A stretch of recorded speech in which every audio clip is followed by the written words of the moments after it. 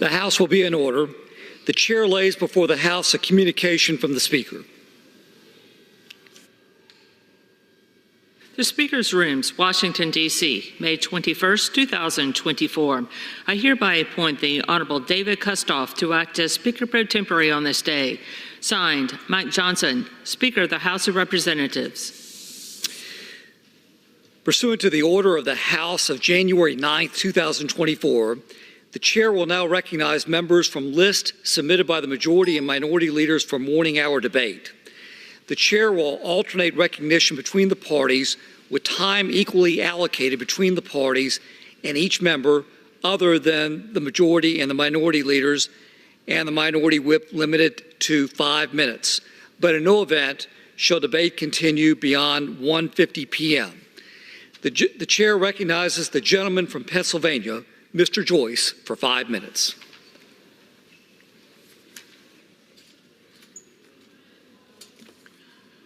Thank you, Mr. Speaker. Since President Biden took office, the price of gasoline has risen 55%. The price of electricity is up close to 30%. The price of groceries is up more than 20%. And the price of baby food is up 30%.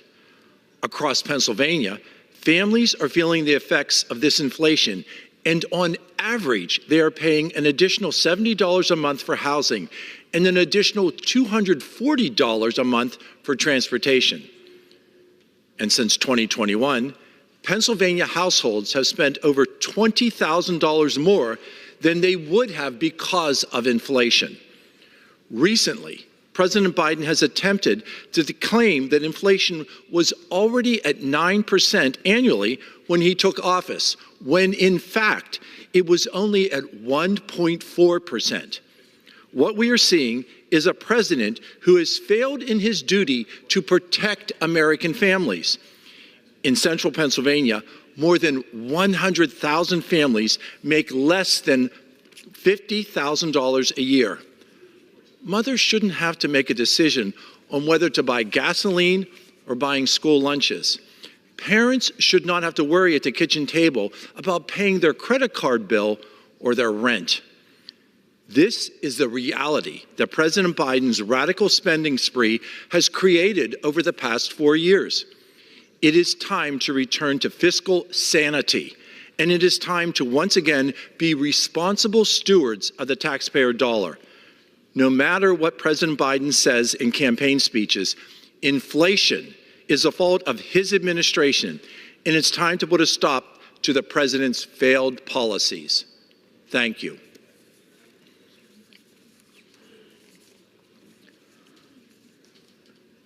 Mr. Speaker, as we recognize Memorial Day, we remember and honor the over 1.1 million Americans who have given their lives while serving in the armed forces. These men and women are heroes. An American story is not told without recognizing the price that they've paid to ensure our continued freedom. In Pennsylvania's 13th Congressional District, we understand the terrible price that this freedom costs. It was in Gettysburg, following the bloodiest battle of the Civil War, that President Lincoln said that we must take increased devotion to that cause for which they gave the last full measure of devotion. In the western part of our district, Cambria County is home to both United States Marine Corps Sergeant Michael Strength and U.S. Army Captain Harry Kramer. Sergeant Strength was one of the Marines who raised the American flag on Iwo Jima and was killed several days later during heavy fighting on that battle. Captain Kramer was a Green Beret, one of the Army's most highly trained warriors, who in 1957 would become the first American casualty during the war in Vietnam. These stories, they're very representative of the men and women across our country who have made the ultimate sacrifice. This weekend, amid graduation parties and summer barbecues, please take a moment to recognize these brave men and women who swore an oath to defend our nation and gave the ultimate sacrifice in the service of our freedoms. Thank you, Mr. Speaker, and I yield. Chair recognizes the gentleman from Massachusetts, Mr. McGovern, for 5 minutes. Mr. Speaker, last week the Inter-American Commission on Human Rights and the Office of the Special Rapporteur on Economic, Social, Cultural, and Environmental Rights expressed concern over the worsening of food insecurity in Cuba. They noted how this situation disproportionately affects the most vulnerable, including older people, pregnant women, children, and those with chronic illnesses.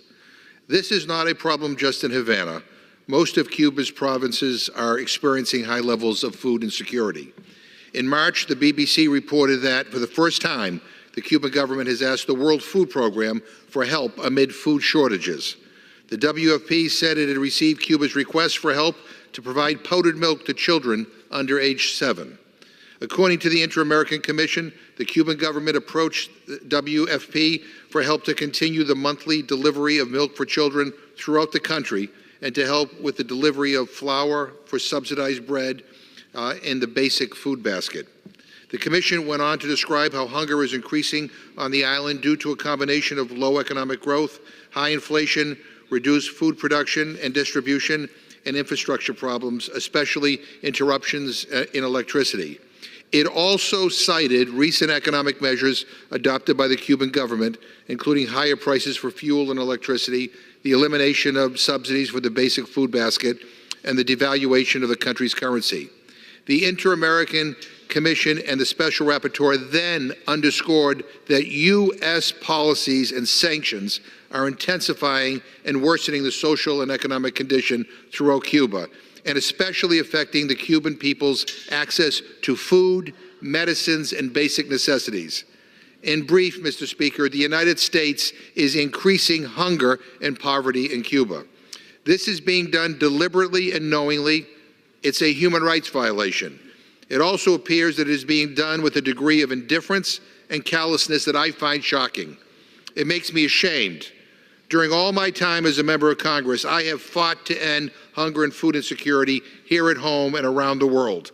I do not believe food and medicine should ever be used as weapons against innocent civilians. Not in Sudan, not in Ukraine, not in Gaza, not anywhere. And I've coordinated hearings that highlight how governments and armed actors use food as a weapon against civilian populations that they view as adversaries. And to see our own government deliberately imposing and maintaining sanctions that we know make hunger worse in Cuba is unconscionable to me. It is also unconscionable, Mr. Speaker, that some members of Congress who cling to Cold War policies appear eager to support actions that punish and increase the suffering of ordinary people on the island. They actually raise money off the Cuban people's suffering. They say they care about human rights, but contribute to making the human rights situation worse. They deliberately create chaos because they can, with absolutely no regard with how it hurts the Cuban people. Sadly, President Biden has adopted and maintained Donald Trump's policies against Cuba, policies that he rightly denounced as a candidate and when he was vice president, policies that hurt the very people he says he most wants to help: independent entrepreneurs, young people, Afro-Cubans, women, and the poor. President Biden knows that keeping Cuba on the state sponsor of terrorism list means no one in Cuba has access to the international financial system. Our European and Latin American friends and allies are unable to provide help to the Cuban people out of fear of being punished by U.S. sanctions. And then we wonder why hundreds of thousands of Cubans are leaving the island and migrating to our borders. I am puzzled and deeply disappointed by the president's inaction. And the situation has become desperate with little hope for a better future. And U.S. stubbornness sends a clear signal to the Cuban people that there is no reason to believe that change will happen. President Biden, your policies are hurting not the Cuban government, but the Cuban people. Your policies are helping to drive mass migration from the island. Mr. President, stop increasing hunger and poverty in Cuba. Remove Cuba from the state sponsor of terrorism list, and let's move toward normalizing relations between our two countries. It is in the interest of both our peoples. Take action, and please do it now. I yield back my time. Are reminded to direct their remarks to the chair. The chair recognizes the gentleman from California, Mr. LaMalfa, for 5 minutes. Thank you, Mr. Chairman. I rise today to honor a dear friend, Brigadier General Clarence E. Bud Anderson, probably known best, at least by me and some others in the neighborhood, as Colonel Bud. Now, in recent years, Representative Tom McClintock and I petitioned the Air Force to upgrade him to Brigadier General, which he certainly deserved and he earned. But I think for most folks, they kind of know him as Colonel Bud. And what you see there in his countenance and that smile goes even beyond his exploits as a triple ace in World War II, but the kind, nice, decent man he is. You can sit down with, I'll call him Colonel Bud, and just chat about anything. He was willing to talk about his time serving in World War II, especially as a fighter ace, a triple ace. An ace means five kills of enemy aircraft. He did that over 3 times. He was known as everybody's friend in the Auburn area of Northern California, and it was certainly a pleasure for me to know him since somewhere around 2011 when I first got to meet him at a special event there. He was always out participating in the community as he could. Health issues more recently made that tougher, but he was out there sharing it and just being an inspiration to so many, especially young people, that he would take the time to sit with and chat and talk about his experience, which that's very special because it was an incredible experience in his service in helping keep our nation and helping free Europe in World War II. Not a lot of veterans always want to be talking about that publicly, you know. It's difficult for them. But he was the guy that could do that. So you see him here with his aircraft. He flew 3 different types of aircraft in World War II, but the one most known is his P-51 Mustang, named the Old Crow, of which there's replicas of that now you can see around at certain air shows.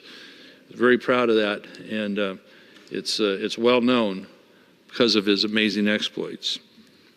So we're very saddened by it, but our hearts are filled with what a great man and a nice man he was.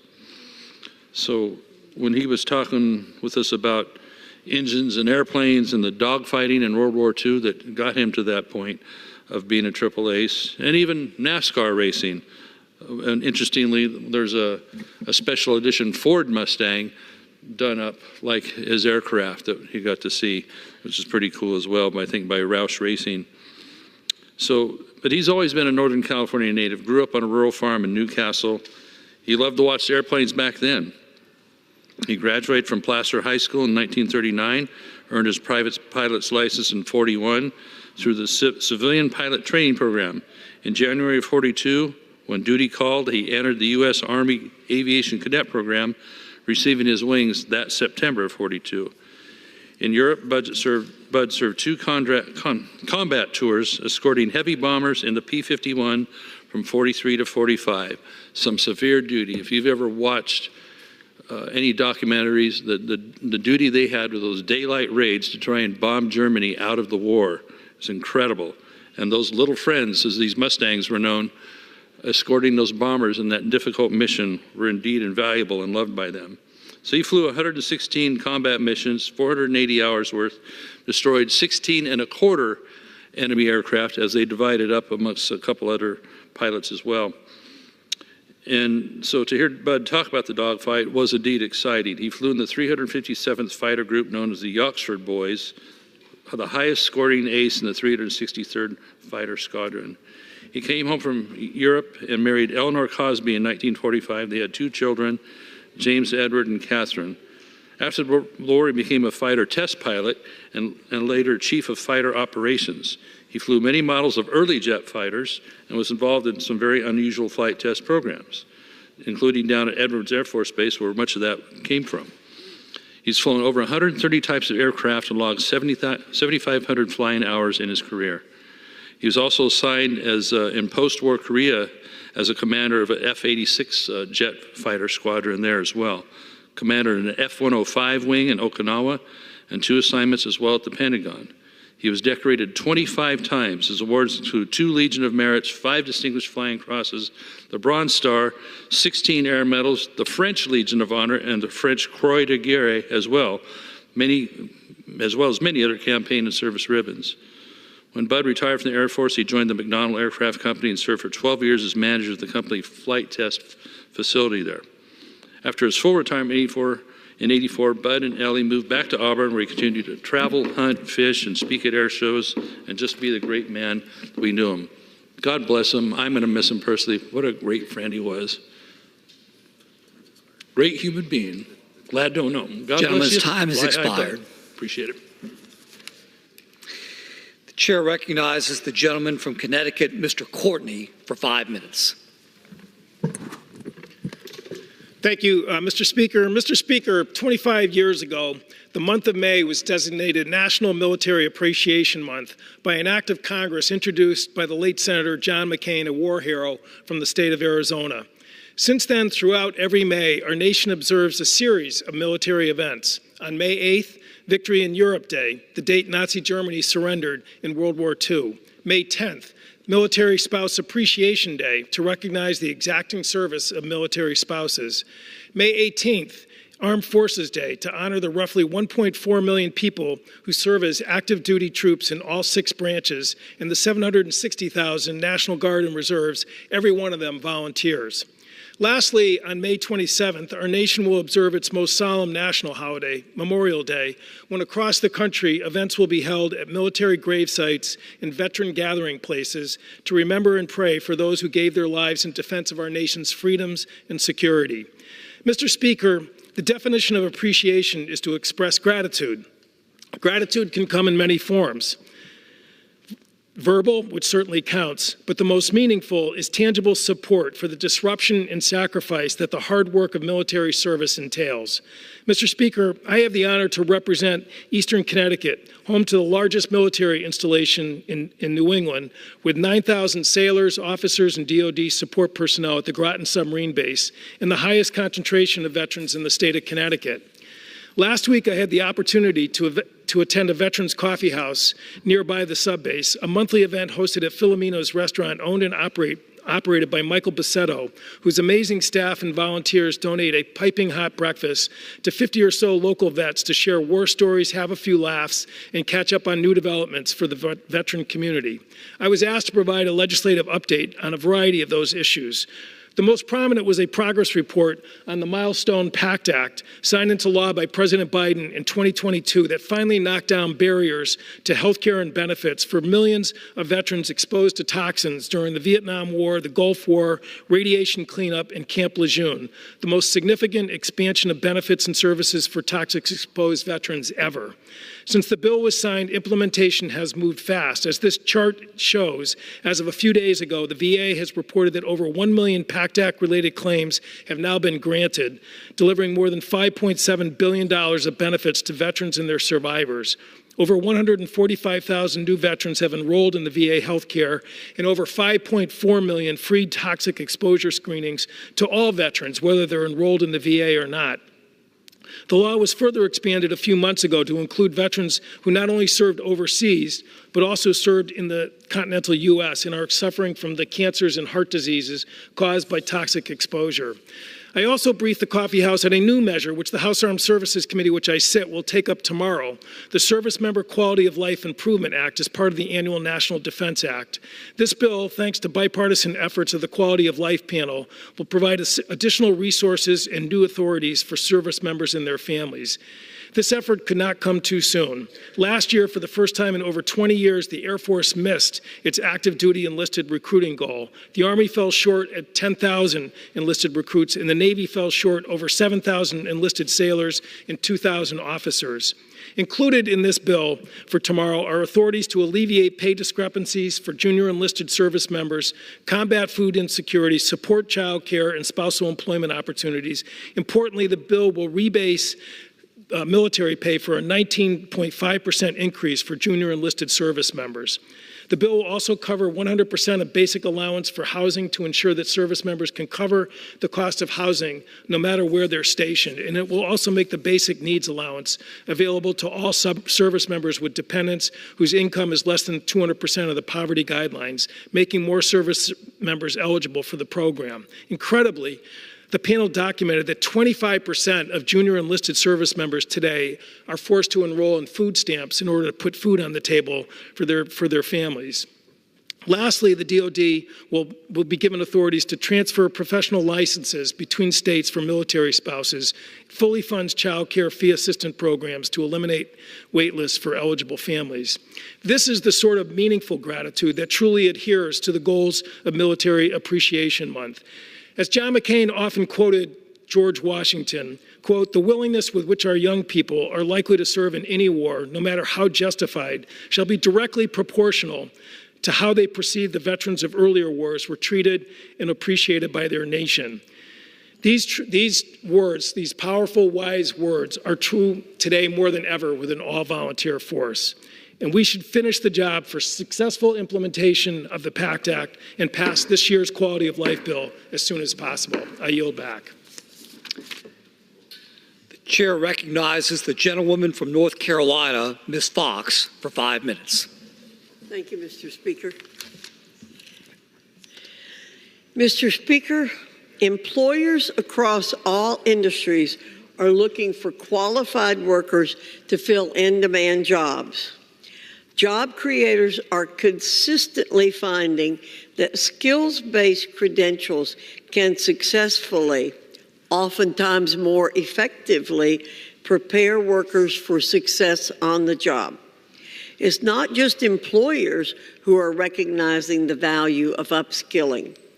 A recent poll found that 82% of American voters are in favor of bolstering the nation's workforce development programs. The Education and Workforce Committee is proud to spearhead this effort with legislation like a Stronger Workforce for America Act, which makes critical updates to the nation's workforce development system. Additionally, the Bipartisan Workforce Pell Act will help connect low-income students and workers with the experiences and programs they need to gain relevant skills for in-demand jobs. In conjunction, these pieces of legislation will be transformative for America's workforce and prepare more Americans for success in the 21st century economy. I yield back, Mr. Speaker. The chair recognizes the gentleman from North Carolina, Mr. Nickel, for 5 minutes.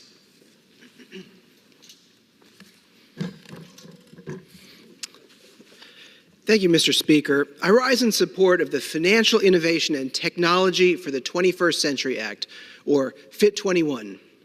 I'm proud to have played a critical role in crafting this bipartisan legislation.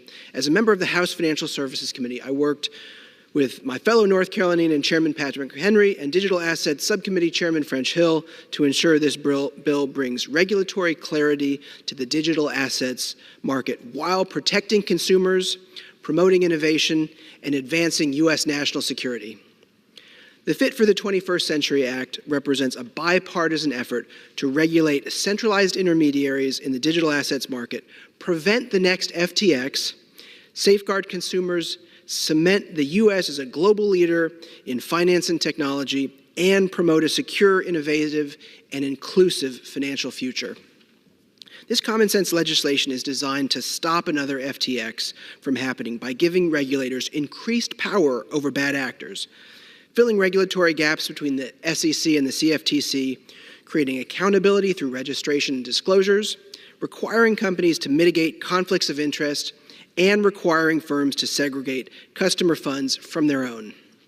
This legislation provides the CFTC with the resources they requested to undertake the new rulemaking required by FIT21 and authorizes the CFTC to charge fees to intermediaries seeking to register.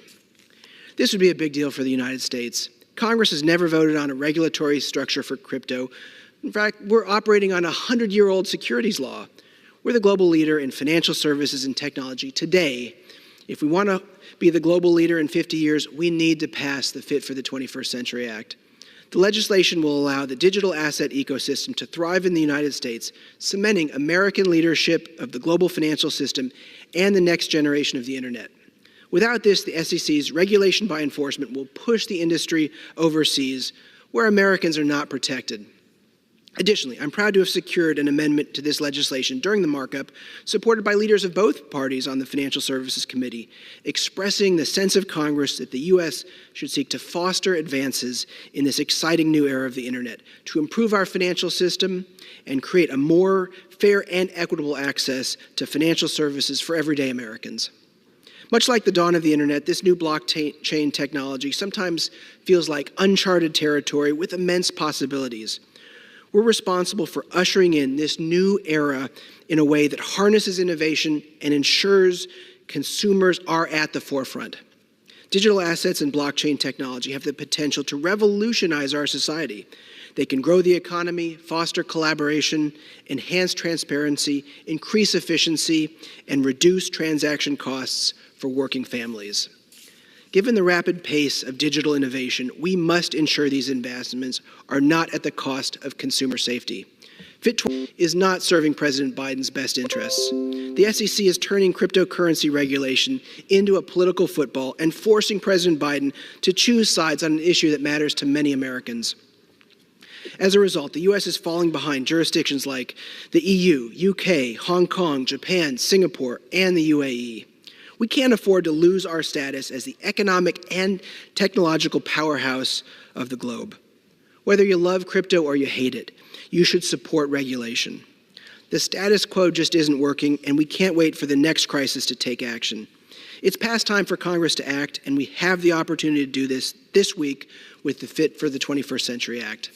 I urge my colleagues on both sides of the aisle to support this legislation, to send a clear message that our priorities lie in protecting consumers, cementing the U.S. as a global leader in finance and technology, and promoting an innovative and inclusive financial future. Thank you, and I yield back. The chair recognizes the gentleman from Connecticut, Mr. Larson, for 5 minutes. Thank you, Mr. Speaker. Mr. Speaker, I rise this morning to address a pertinent issue for all Americans, that being Social Security. Mr. Speaker, as you know, it's been more than 50-plus years since Congress, the only body that can, has taken action to enhance Social Security. What becomes even more confounding, Mr. Speaker, is that with 10,000 baby boomers a day becoming eligible for Social Security, Congress has not acted to enhance this program. I was talking to my good friend Jody Arrington the other day and reminding him that in his district in Texas, for example, he has 128,000 Social Security recipients and 90,000 retirees, 9,000 children, almost 10,000 widows, 4,679 spouses, and 14,000 plus disabled workers. They haven't received a benefit enhancement in more than 50 years. And Social Security has nothing to do with the debt or deficit. It's an earned benefit. It's fully paid for. And the increases that we're calling for, well, the president said it best. We're going to pay for those by lifting the cap on $400,000. You could have people in the audience, for example, raise their hand if they're making more than $400,000. I doubt that you would find any. It's about 0.6%, but most people are astounded to learn that there's a cap and they haven't paid anything into the system, a system that all Americans pay into. For example, Mr. Speaker, in Tennessee, you have in the Tennessee's 8th District, 189,000 of your citizens receive Social Security benefits. 136,000 of them are retirees, 25,000 disabled people, 4,000 spouses, and the list goes on. And here's the most important thing. Your district gets $330 million monthly that goes into your district. Now, I say this to my colleagues and good friends on the other side of the aisle who are always talking about economic development. What better economic development tool is there than for your citizens to get a payment? Nobody gets wealthy on Social Security. They haven't had an increase in more than 50 years, and this money would go right back into your district and be spent at the local grocery store, at the pharmacy, at the dry cleaners, to pay for rent or a mortgage or put gas in your automobile. The money all comes back, and Congress hasn't acted in over 50 years. Mr. Arrington says, at least he says this about Social Security 2100, the bill that we have put forward that enhances benefits across the board by 2%, that repeals WEP and GPO. You realize, Mr. Speaker, that there are more than 23 million Americans who pay taxes on their Social Security. You guys are quick to make sure that there's tax relief for billionaires. How about people who are actually working for a living and then have to pay double taxation on their Social Security?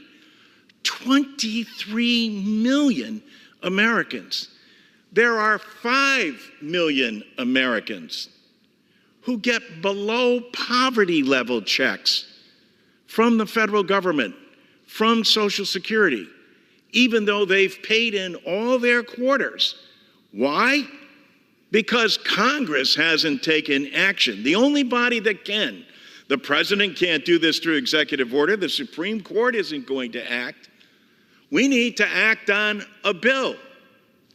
And as Representative Arrington says, well, I don't agree with Larson's bill. I said, well, what don't you agree with? If you got a better idea, put it forward. At least he's honest enough to say, yeah, we don't have a plan. We haven't written anything down on paper. The American people not only need a plan, what they need is help and relief in this time of global inflation. In this time that's coming forward, it's long overdue for Congress to act. Thank you, Mr. Speaker, and I yield back. Pursuant to Clause 12A of Rule 1, the chair declares the House in recess until 2 p.m. today.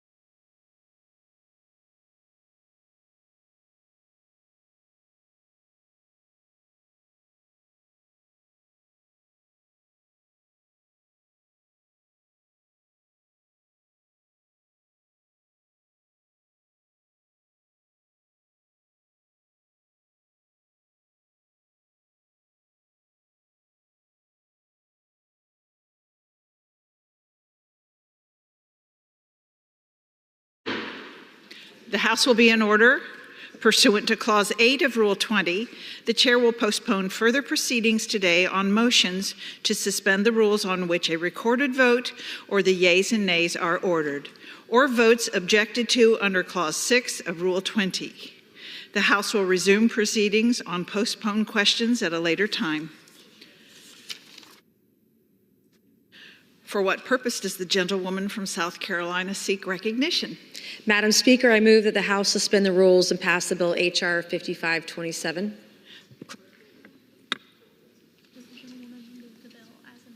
Does the gentlewoman move the bill as amended? Yes. The clerk will report the title of the bill. H.R. 5527, a bill to amend Section 1078 of the National Defense Authorization Act for fiscal year 2018 to increase the effectiveness of the Technology Modernization Fund and for other purposes. Pursuant to the rule, the gentlewoman from South Carolina, Ms. Mace, and the gentleman from Maryland, Mr. Raskin, each will control 20 minutes. The chair recognizes the gentlewoman from South Carolina. Madam Speaker, I ask unanimous consent that all members have 5 legislative days in which to revise and extend their remarks and include extraneous material on this measure. Without objection. I yield myself such time as I may consume. The gentlewoman is recognized. Thank you, Madam Speaker. I rise today in support of H.R. 5527.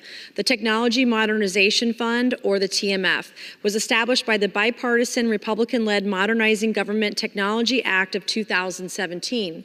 The TMF was established because it can be difficult to plan and budget for federal legacy IT upgrades through the annual appropriation cycle. The TMF addresses this problem by acting as a self-sustaining funding mechanism to assist agency with legacy IT modernization projects that span multiple fiscal years. The federal government depends on IT systems for everything from national defense to the administration to benefits programs. Over the course of this Congress, the House Oversight Subcommittee on Cybersecurity, Information Technology, and Government Innovation has heard from current and former government officials about the risks and costs associated with federal legacy IT systems. These risks include cyber attacks targeted toward highly vulnerable legacy systems that house sensitive public data. These half-century-old IT systems are prime targets for malicious actors in enemy nation states. My bill, the Modernizing Government Technology Reform Act, enhances the Technology Modernization Fund by ensuring that it is a sustainable financing tool for fixing costly and risky legacy IT systems. The TMF has strayed from the original congressional intent established by the bipartisan law Congress passed. It does not consistently require agencies to repay their awards, an operational policy decision made by the administration which has put a strain on TMF's resources and hindered the fund's ability to help address future legacy IT modernization projects. With this legislation, we'll refocus the TMF on the long-standing need to replace legacy IT systems and address our cybersecurity risks. The reforms made to the TMF by H.R. 5527 also prioritize fiscal responsibility, and they're common sense. Let's run through some of them quickly in the bill. This will require TMF awards to be reimbursed at a rate sufficient to keep the fund operational through 2031. It requires the TMF to recover all administrative costs that projects incur. Requires the TMF to suspend or terminate project funding if fraudulent or misleading statements were used to obtain funds. It provides agencies more flexibility to repay the TMF. It increases the visibility into TMF awards by requiring written agreements governing each award to be made publicly available. This legislation also requires each agency conduct an inventory of its legacy IT systems, creating a new oversight tool to ensure the federal government is addressing the problem of legacy IT systems. Reforming the TMF is necessary to ensure it remains a sustainable, revolving fund that can be used to address the costly challenge of modernizing legacy IT into the future. This is smart, and this is timely reform. This is a fair and balanced reauthorization. Grateful to my colleagues, Representative Connolly and Khanna, for their support and collaboration on this effort, and I urge my colleagues to support this bipartisan legislation. I now reserve the balance of my time. The gentlewoman reserves. The gentleman from Maryland is recognized. Thank you, Madam Speaker. I yield my time, yield myself such time as I might consume. I want to thank the distinguished gentlelady from South Carolina for her great leadership on this, and Mr. Connolly from Virginia for his very hard work on it too. In this century, public confidence in the federal government depends on ensuring that our federal information technology systems and websites are secure, safe, and effective. We invest more than $100 billion every year in federal IT needs. Outdated legacy IT systems and infrastructure are costly to maintain and very challenging to secure against the onslaught of cyber attacks by adversaries and criminal organizations. The constantly changing landscape of information technology requires resources if federal agencies are going to be able to protect data privacy, complete their missions, and effectively serve our people. The Modernizing Government Technology Reform Act would ensure this important work continues smoothly by extending the Technology Modernization Fund sunset from December 2025 to December 2031. It would also clarify the use of funds and maintain the repayment flexibility adopted by the Technology Modernization Fund, known as the TMF, in recent years, while ensuring its solvency by setting minimum reimbursement requirements. Additionally, the bill sets requirements for regularly updated inventories and lists of legacy federal IT systems and high-risk federal IT systems, as well as of the legacy systems that present the greatest security, privacy, and operational risks. This timely and comprehensive picture of the federal government's most serious IT modernization needs will inform the TMF, inform the ability of the TMF, the administration, and Congress to make the best investments. The TMF provides a self-sustaining funding model that has become an essential tool for federal agencies to address these challenges. It supplies upfront funding for IT projects in exchange for future reimbursement once a project's cost savings are realized, allowing agencies the flexibility they need to address modernization needs outside of the traditional budget cycle. The TMF also instills accountability safeguards to ensure that taxpayers are getting strong returns on our investments. Projects are selected for funding after rigorous review by the TMF Board of Technology experts, and written funding agreements outline specific requirements and milestones that have to be met. Funds are distributed incrementally based on performance as assessed by quarterly reviews by the board, and technical experts provide hands-on support towards successful execution of the projects. Committee Democrats have supported robust oversight and funding for the TMF, including an historic billion-dollar investment through the American Rescue Plan. With this infusion, high-priority projects were also allowed reduced repayment requirements if warranted. Since the infusion of these monies, the TMF has received more than 220 agency proposals requesting more than $3.5 billion, far outpacing our funding availability. To date, the TMF has provided over $900 million to 57 IT modernization projects across 32 agencies, and the Biden-Harris administration has embraced it as an indispensable tool to better serve the American people. For example, TMF funding is helping to digitize veterans' records, ensuring that more than 1 million people and their family members who reach out to the National Archives and Records Administration every year get timely access to the documents they need to verify their qualification for important life-saving benefits. TMF funding is also expediting the speed and safety of food inspection at the USDA, leading to better meals for school kids and service members alike. TMF funding also better secures all of our personal data at the Social Security Administration and at the Department of Education. Again, I want to thank Representatives Mason Conley for their great work on this important project, and I urge my colleagues to support the bill. I'll reserve the balance of my time. The gentleman reserves. The gentlewoman is recognized. Madam Speaker, I yield 3 minutes to the gentleman from New York, Mr. Langworthy. Once recognized.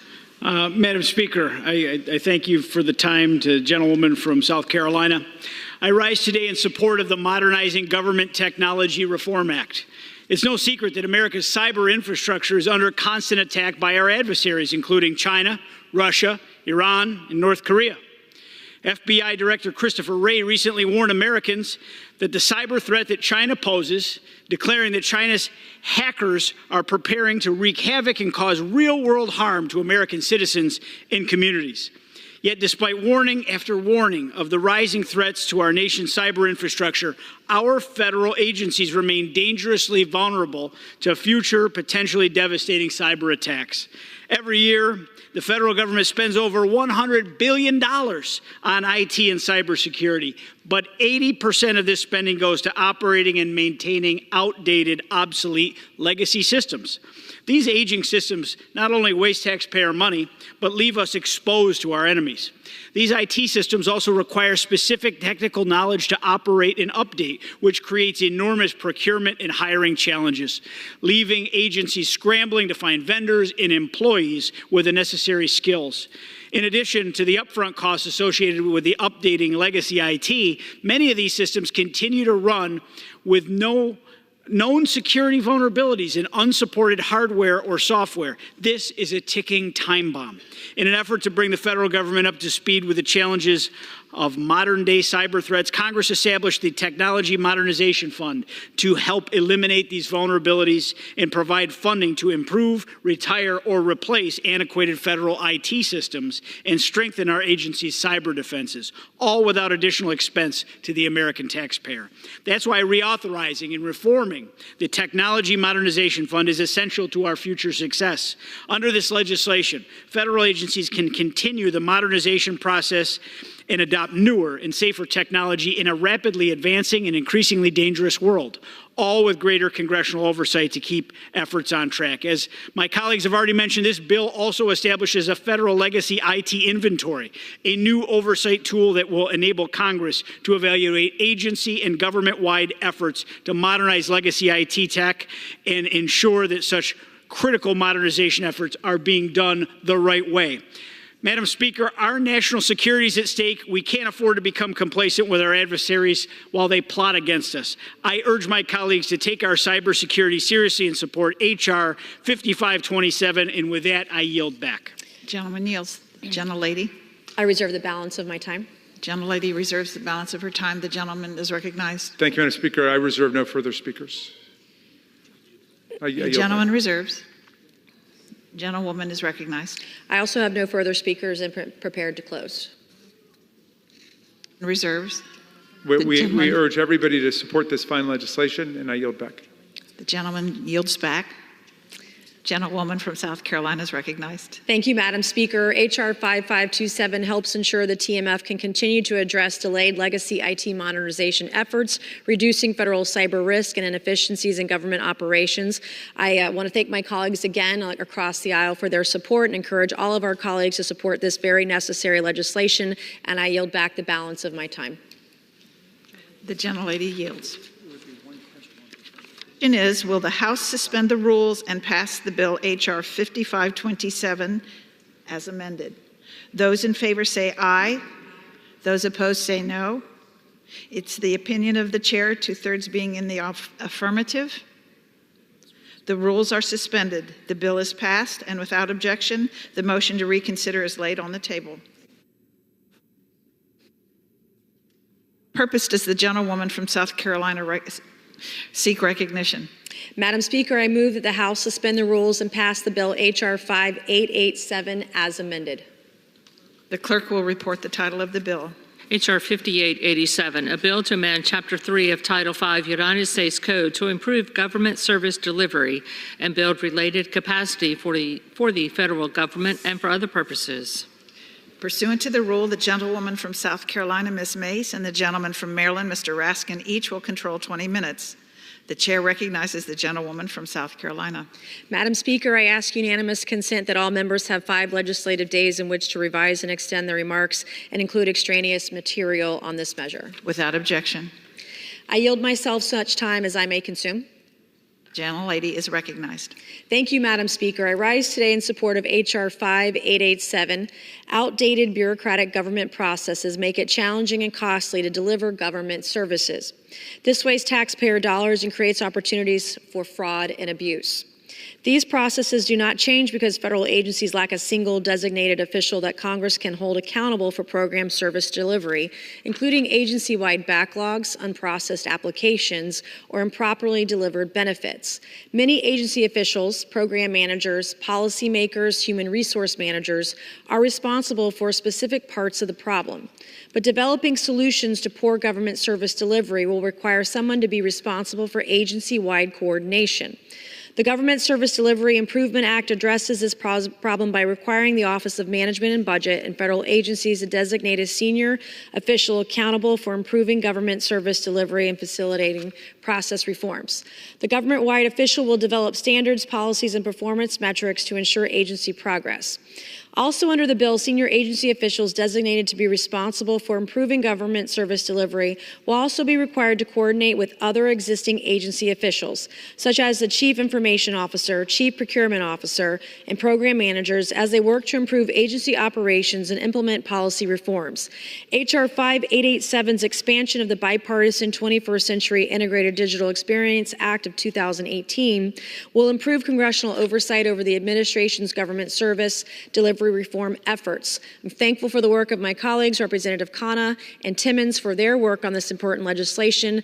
And of course, I encourage all of my colleagues to support this common sense bipartisan bill, and I reserve the balance of my time. The gentlewoman from South Carolina reserves. The gentleman from Maryland is recognized. And thank you, Madam Speaker. I'll yield myself such time as I might consume. I thank the distinguished gentlelady again from South Carolina, and I want to thank my wonderful colleague from California, Mr. Ro Khanna, for his leadership on H.R. 5887, the Government Service Delivery Improvement Act. And I'm really proud to declare our support for this bipartisan legislation. Federal government services should be accessible and responsive to the American people, and this means ensuring agencies have the resources and the staffing they need to fulfill their missions, as well as the infrastructure and technology they need to have effective interactions with the public. Committee Democrats have fought for adequate funding so that the government makes the necessary federal IT modernization investments that our agencies need to deliver for the people. It also means strengthening and standardizing federal agencies' efforts to improve the delivery of government services. Mr. Khanna's bill would create a federal government service delivery lead position in the Office of Management and Budget to coordinate government-wide efforts to improve the delivery of services. Working with lead service delivery officials designated at each federal agency, the service delivery lead at MOOMB would develop and oversee the implementation of government-wide standards, policies, and guidelines to improve government service delivery, and would evaluate agency progress, including by collecting and reporting information, data, and metrics. This bipartisan bill will help ensure the government is providing the best service possible to the people and that it is acting in transparent, methodical, and accountable ways to improve our delivery of government services. I urge all colleagues to support it, and I will now yield 3 minutes to the distinguished gentleman from California. The gentleman from California is recognized. Thank you, Madam Speaker. I rise today in strong support of the Government Service Delivery Improvement Act, H.R. 5887. I did want to say a word about our ranking member. I appreciate his support, but I've also come to appreciate at these times his erudition from the House floor. Every time he speaks about history, I learn something, and I've really appreciated his leadership and statements recently. And I appreciate Representative Mace, Representative Timmons, Representative Donalds, Loudermilk, and of course our ranking member Raskin and Connolly for truly making this a bipartisan effort, and Selenay Keha on our team and the oversight staff who has been incredible on both sides. I'm proud to say that this bipartisan legislation passed unanimously in the House Committee on Oversight with a vote of 44-0. The Government Services Act builds upon the progress made by the 21st Century Integrated Digital Experience, or 21st Century IDEA. While the IDEA Act primarily focused on digital services, this bill takes the next step by addressing all service channels, including online, in-person, and by phone. What sets the bill apart is its whole-of-government approach. It recognizes that improving service delivery requires collaboration. The bill directs the head of federal agencies to each designate a senior official responsible for improving services, and it requires the Office of Management and Budget to select a senior official to coordinate efforts across federal agencies.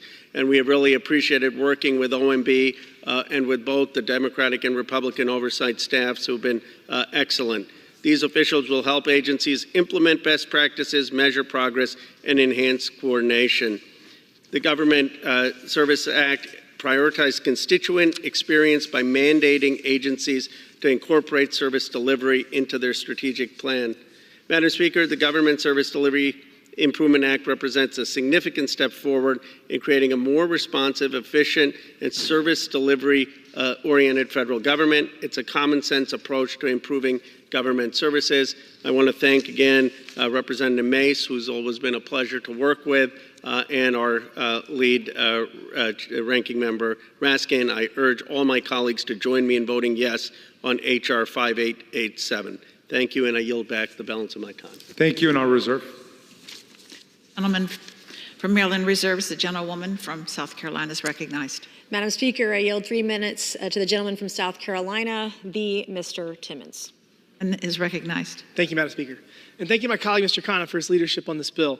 Over the past year and a half, the Oversight Committee has investigated numerous instances of our government failing to provide adequate service to the American people. From passport backlogs to delays for veterans requesting personnel records, we simply need to do better. As members of Congress, some of our most rewarding work is helping our constituents who are caught up in the web of government red tape. Whether they are a small business trying to get records from the IRS, someone in need of an emergency passport, or a senior requiring a long overdue answer from Social Security, our assistance is often how we make our most immediate impact on our communities. But frankly, many of these issues we deal with most shouldn't require our assistance at all. They are a failure of agencies to prioritize innovation and customer service. In order to fix this failure, this Government Service Delivery Improvement Act tasks OMB with designating a senior official to coordinate agency efforts to work more efficiently and deliver services in a timely and non-wasteful manner. This bill will also require the designation of a senior official for every federal agency that will be responsible for improving the service delivery of that particular agency. This bill will allow Congress to further hold agency heads accountable to drive necessary changes, enhance services, and ultimately foster greater trust with the people they serve. The Government Service Delivery Improvement Act isn't just about streamlining processes, it's about rebuilding trust between the government and its people. It's about ensuring that when Americans turn to their government for assistance, they're met with efficiency, reliability, and above all, respect. With that, I would like to again thank my friend Mr. Khanna for his leadership on this bill and to Chairman Comer for his assistance in bringing this to the floor. I urge all members of this House to support it. Thank you, and I yield back. The gentleman yields back. The gentlewoman from South Carolina. I reserve the balance of my time. Woman reserves. The gentleman from Maryland. And we're prepared to close, and I'm happy to yield back. I also have no further speakers and am prepared to close. From Maryland is recognized. And we just urge everyone to support the legislation, and I yield back. The gentleman yields back. The gentlewoman from South Carolina is recognized. Thank you, Madam Speaker. I encourage all my colleagues to support this bill, which will improve federal government program service delivery for the American people. I yield back the balance of my time. The gentlewoman yields. From Maryland. The question is, will the House suspend the rules and pass the bill H.R. 5887 as amended? Those in favor say aye. Those opposed, no. In the opinion of the chair, 2/3 being in the affirmative, the rules are suspended, the bill is passed, and without objection, the motion to reconsider is laid on the table. For what purpose does the gentlewoman from South Carolina seek recognition? Madam Speaker, I move that the House suspend the rules and pass the bill H.R. 3019 as amended. The clerk will report the title of the H.R. 3019, a bill to establish an inspections regime for the Bureau of Prisons and for other purposes. Pursuant to the rule, the gentlewoman from South Carolina, Ms. Mace, and the gentleman from Maryland, Mr. Raskin, each will control 20 minutes. The chair recognizes the gentlewoman from South Carolina. Madam Speaker, I ask unanimous consent that all members have 5 legislative days in which to revise and extend their remarks and include extraneous material on this measure. Without objection. I yield myself such time as I may consume. The gentlewoman is recognized. Thank you, Madam Speaker. I rise today in support of H.R. 3109. The Federal Bureau of Prisons operates 122 facilities nationwide. Conducting meaningful oversight with an organization of this size can be challenging. The Department of Justice Office of the Inspector General handles criminal complaints on behalf of incarcerated people and Bureau staff. However, this office is overwhelmed with non-criminal complaints from incarcerated people, their friends and family, and the Bureau of Prison staff. Examples of common complaints include poor prison conditions and civil rights violations. While these complaints often do not rise to the level of criminal misconduct, they are still very important and warrant investigation to determine if reforms are actually necessary. The Federal Prison Oversight Act addresses this issue by ensuring that incarcerated people, their families, and Bureau staff have a reliable mechanism to file their complaints. First, the bill requires the Office of Inspector General to conduct inspections of Bureau of Prisons facilities and provide recommendations to address each facility's shortcomings. The Office of the Inspector General will assign each facility a risk score, and higher risk facilities will receive more frequent inspections. Additionally, the bill creates an independent ombudsman within the Department of Justice to investigate issues that impact the health and safety of incarcerated individuals and staff. The ombudsman can initiate an investigation after receiving a complaint from an incarcerated person, their family, Bureau of Prison staff, or others. If the investigation of these complaints finds significant harm, the ombudsman must report their findings to the Attorney General and Congress. This bill will ensure that both the Inspector General and the Ombudsman will have access to all the Bureau-operated facilities and are authorized to conduct unannounced inspection visits. The bill encourages the Bureau to fund these investigations with between 0.2 and 0.5% of their annual appropriations. The bill is endorsed by the Council of Prison Locals, representing nearly 30,000 correctional officers, along with public safety and civil rights organizations. I would like to thank Senators John Ossoff, Mike Braun, and Richard Durbin for their work drafting this bill. We would also like to thank Representatives Lucy McBath and Kelly Armstrong for introducing this bill in the House, and I reserve the balance of my time. Gentlewoman reserves. The gentleman from Maryland is recognized. Thank you, Madam Speaker. I yield myself such time as I might consume. The gentleman is recognized. I want to rise in favor of the Federal Prison Oversight Act, which would strengthen oversight of our prisons and improve conditions for the people who work and live inside them. I want to thank the bill's House leaders, my friend and my colleagues, Representative Lucy McBath and Kelly Armstrong, as well as Senators John Ossoff and Mike Braun and Senate Majority Whip Dick Durbin for their strong bipartisan work on this legislation. The bill has the support of a wide array of groups across the spectrum, including the American Civil Liberties Union, Americans for Prosperity, the Conservative Political Action Committee, Families Against Mandatory Minimums, Justice Action Network, Right on Crime, the Due Process Institute, and the Council of Prison Locals, which represents 30,000 correctional officers. Federal prisons have long experienced systemic problems that threaten the health, safety, and civil rights of incarcerated people and also the staff who work there. For example, last year NPR reported that more than 4,950 incarcerated people had died in facilities operated by the Federal Bureau of Prisons in the last 10 years. And many of the incarcerated either experienced delayed care or postponed care for serious medical problems. This February, the DOJ Inspector General issued a scathing report on BOP prisons, which found that systemic policy violations and operational failures contributed significantly to the problem of inmate suicide. Bureau of Prisons facilities are responsible for more than 158,000 incarcerated people and more than 34,000 correctional officers and staff. As documented by GAO in our hearings, BOP has consistently struggled with the problem of staffing shortages. According to the Council of Prison Locals, BOP has lost 20% of its employees since 2016 and only employs around 13,000 correctional staff officers today, despite receiving appropriations to fund more than 20,000. As of 2023, staffing levels for healthcare workers at BOP facilities was at only 69%, and nearly 20% of the facilities do not have a healthcare program on site to provide even routine and preventative healthcare services. Staffing shortages have contributed to often disturbing and at times fatal delays in rendering healthcare services for the incarcerated. GAO has also reported on BOP challenges in upholding its responsibilities to help inmates prepare for a successful release and reintegration, including implementation of important requirements of the First Step Act of 2018 to lower the risk of recidivism. Additionally, BOP has systemically struggled to make prudent use of resources due to a failure to effectively monitor and evaluate its programs. Taken all together, these challenges led GAO to add the management of the prison system to its 2023 high-risk list, indicating the severity and magnitude of these problems. H.R. 3019 would take important steps to address these concerns by requiring the Department of Justice Office of Inspector General to periodically inspect, evaluate, and report on policies, procedures, and activities at BOP prisons, with higher risk facilities required to undergo even more frequent inspection. Such inspections may include reviews of inmate confinement conditions, working conditions, staffing capabilities, policies and procedures related to housing, confinement and other restrictive housing, healthcare programs and services, and complaints of violence and abuse made against incarcerated people and staff.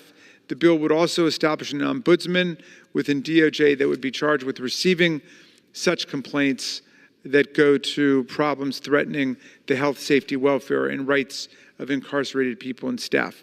Institutionalized misconduct, mismanagement, abuse, and negligence have no place in the federal government, especially in operations dealing with vulnerable people who are most in need of a pathway back to personal health and responsibility and to society. To make our communities safer, uphold our values, and reduce recidivism, it's imperative that we bring increased transparency, accountability, and humanity to our prisons.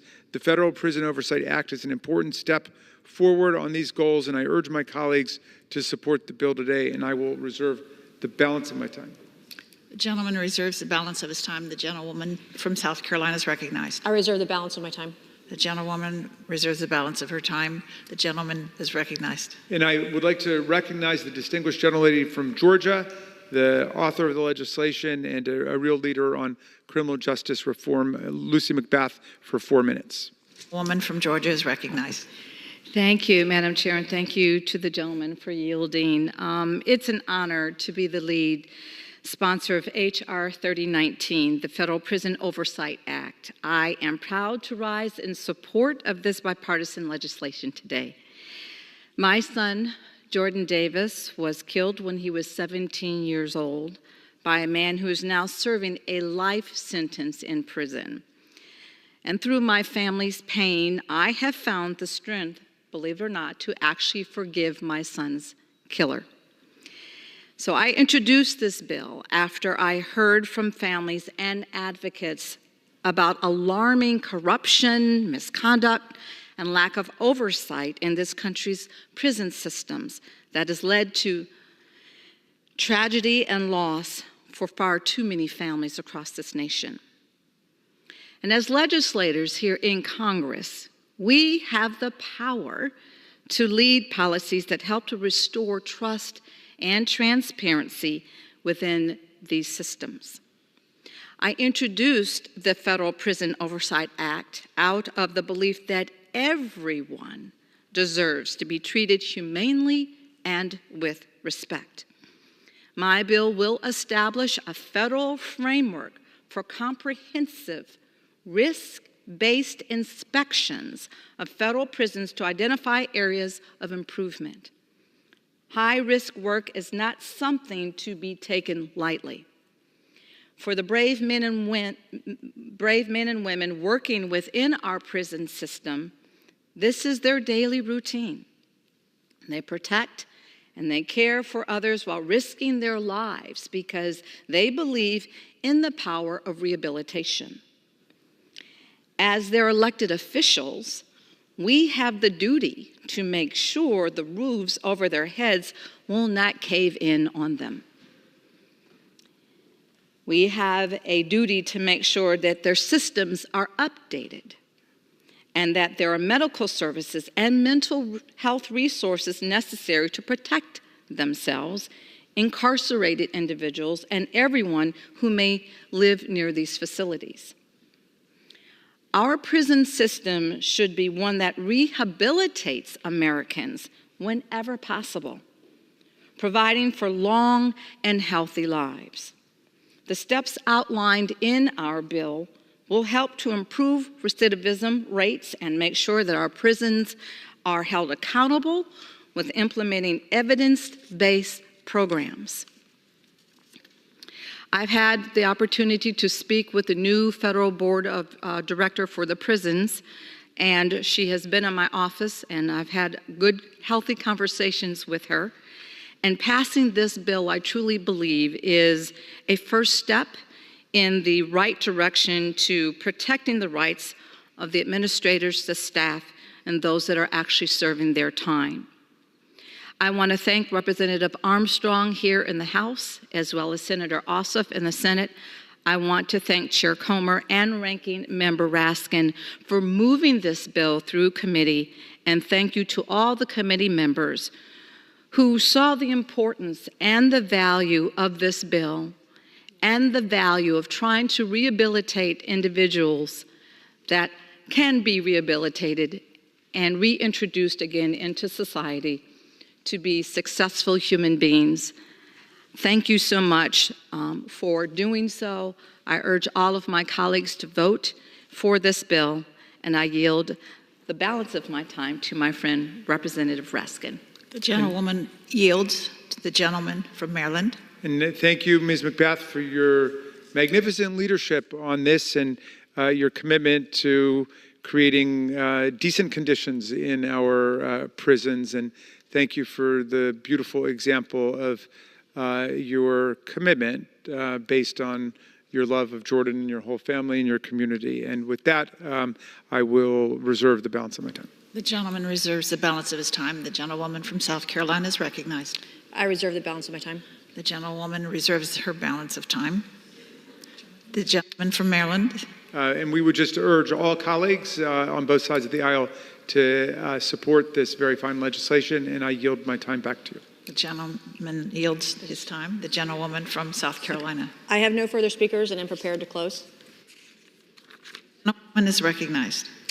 Thank you, Madam Speaker, and I want to thank Congresswoman McBath and Congressman Armstrong for this bill. And I do want to thank my colleague, Congressman Raskin, for bringing up how we should be reducing the rate of recidivism in this country with different policies, and that we can work together. And he mentioned the First Step Act also, and I was glad that he mentioned it. It was a bill that inspired me at a very young, I guess a couple years ago when I was a state lawmaker, when Donald Trump signed the First Step Act into law in December of 2018. This was a bipartisan bill. It was done in such a significant way, but when I learned about President Trump signing the First Step Act into law in December of 2018, I was sifting through the bill, and this is where I really got my start in criminal justice reform. And there was a provision in there that would ban the shackling of women during birth. This was actually a thing that was going on in our prison system. And I saw this because I am a woman and very passionate, like my colleague across the aisle, about women's issues. And I looked at the state of South Carolina and learned that we didn't have this codified into law, that women in our state penitentiary system, our state system, could still be, and in some cases were, shackled while they were actually giving birth. And so that inspired me to do a bill that was signed into law by my governor, Henry McMaster, in May of 2020 that banned the shackling of women in our system in South Carolina and allowed these infants, these babies, to have skin-to-skin contact with their mothers after they were given birth. And it allowed women to have their children visit them once a week in prison. It allowed them to have feminine hygiene products accessible to them. And so I really applaud my colleagues on both sides of the aisle for working together, because we know that when we give people opportunities after prison, jobs, therapy, intense therapy, job training, and careers afterwards, they don't want to go back to prison. They don't want to go to jail. And this body and this chamber has a long history of working together to reduce the rate of recidivism. And I want to just say thank you to my colleagues on both sides of the aisle today. I urge our colleagues to support this bipartisan bill to increase transparency in the federal prison system and provide much needed recourse for incarcerated persons experiencing abuse. Nobody wants that to happen. I encourage my colleagues on both sides of the aisle to support this very necessary legislation. I yield back the balance of my time. The gentlewoman from South Carolina yields back. The question is, will the House suspend the rules and pass the bill H.R. 3019 as amended? Those in favor say aye. No. In the opinion of the chair, 2/3 being in the affirmative, the rule. Madam Speaker, I ask for a recorded vote. Does the gentlewoman request the yeas and nays? Yes. Nays are requested. All those in favor of taking this vote by the yeas and nays will rise and remain standing until counted. A sufficient number having risen, the yeas and nays are ordered. Pursuant to Clause 8 of Rule 20, further proceedings on this question will be postponed.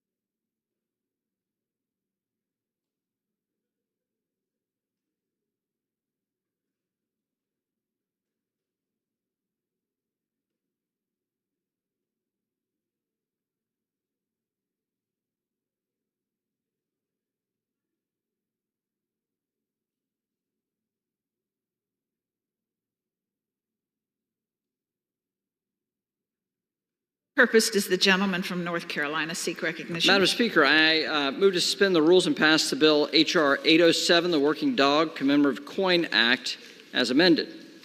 The clerk will report the title of the bill. H.R. 807, a bill to require the Secretary of Treasury to emit coins in commemoration of the invaluable service that working dogs provide to society. Pursuant to the rule, the gentleman from North Carolina, Mr. McHenry, and the gentleman from Illinois, Mr. Foster, each will control 20 minutes. The chair recognizes the gentleman from North Carolina. Madam Speaker, I ask unanimous consent that all members may have 5 legislative days within which to revise and extend their remarks and include extraneous material on this bill. Without objection. Madam Speaker, I yield myself such time as I may consume. The gentleman is recognized. Madam Speaker, I rise in support of H.R. 807, the Working Dog Commemorative Coin Act, a bill which I'm honored to have introduced with the gentleman from Worcester, Massachusetts, Congressman McGovern, the chair of the Rules Committee. The ranking member or chair of the Rules Committee. But my good friend and I introduced this bill as Congress. H.R. 807, better known as the dog coin bill in the halls of Congress, has been a project that both I and my staff have been passionate about since I introduced this bill last Congress. This legislation not only honors those service dogs, but the working dogs who protect Americans at home and abroad. Most of you passed a working dog when you came through security today here in Congress. They're so embedded in our daily lives here on Capitol Hill, we often pass them without notice. But since I introduced this bill last Congress, I think it's seen as, I think we've been noticing these working dogs everywhere we go. I'm grateful to have gained this new appreciation myself. However, this newfound awareness did not come from merely introducing a piece of legislation. It came from spending time with extraordinary people that benefit from the work of America's vet dogs. And I'd like to briefly highlight a few of them. U.S. Marine Corps Sergeant Christopher Sunday was medically retired in 2011 due to injuries sustained in combat after leading missions during Operation Enduring Freedom and Operation Iraqi Freedom. He returned home and struggled, like many veterans, with post-traumatic stress disorder, PTSD. Fortunately, in 2021, Chris was matched with his PTSD-trained service canine named Eddie. Chris said about his new companion, "Eddie helped me find my independence again. I was able to finish my doctorate and become a mental health director to help incarcerated individuals because of my service dog. Navy Corpsman Joe Worley is a familiar face on Capitol Hill, traveling from office to office with a service dog, Galaxy. In 2004, as his medical convoy was headed back to his base in Fallujah, Iraq, the first vehicle in the convoy hit an improvised explosive device. Worley jumped out to help his wounded comrades, ran a few yards, and was hit by a rocket-propelled grenade. It did not explode, but it took off his left leg. He was then shot 6 times. For his actions, he was awarded the Bronze Star for Valor and a Purple Heart. Since these injuries, Joe has been paired with 2 separate service dogs. He's also joined America's Vet Dogs full-time as its veterans liaison, and what a great job he does. Finally, Corpsman Paul Sullivan. Paul sat down in my office and told me about his work as a first responder in Anne Arundel County. He explained how his service dog, Sal, helped him escape the night terrors triggered by PTSD. He describes Sal as his dream catcher, allowing him to sleep again and go about his daily life. I'd like to thank America's Vet Dogs team for their relentless work to get this bill to the floor today. Deanna Stone, who herself spent 20 years in the U.S. Air Force, John Miller, Bonnie Singer, Trey Manchin, and the countless volunteers and puppy handlers knocked on every single door on the House and Senate sides of the Capitol. Their impact is evident today because of the co-sponsors we have on this bill and the support we have for this bill. For a commemorative coin or a congressional gold medal to come to the floor, it must receive 290 co-sponsors. Gaining that many signatures is no easy task, but you all work so hard to spread the word that this is more than just a coin bill. This is a bill that will improve the quality of life for our wounded veterans and first responders, something we can all get behind. With that, thank you again to Ranking Member McGovern for his partnership. His work on H.R. 807, as well as his previous work to permanently authorize the Wounded Warrior Service Dog Program, is the perfect example of bipartisan collaboration to prioritize the treatment and care of wounded veterans.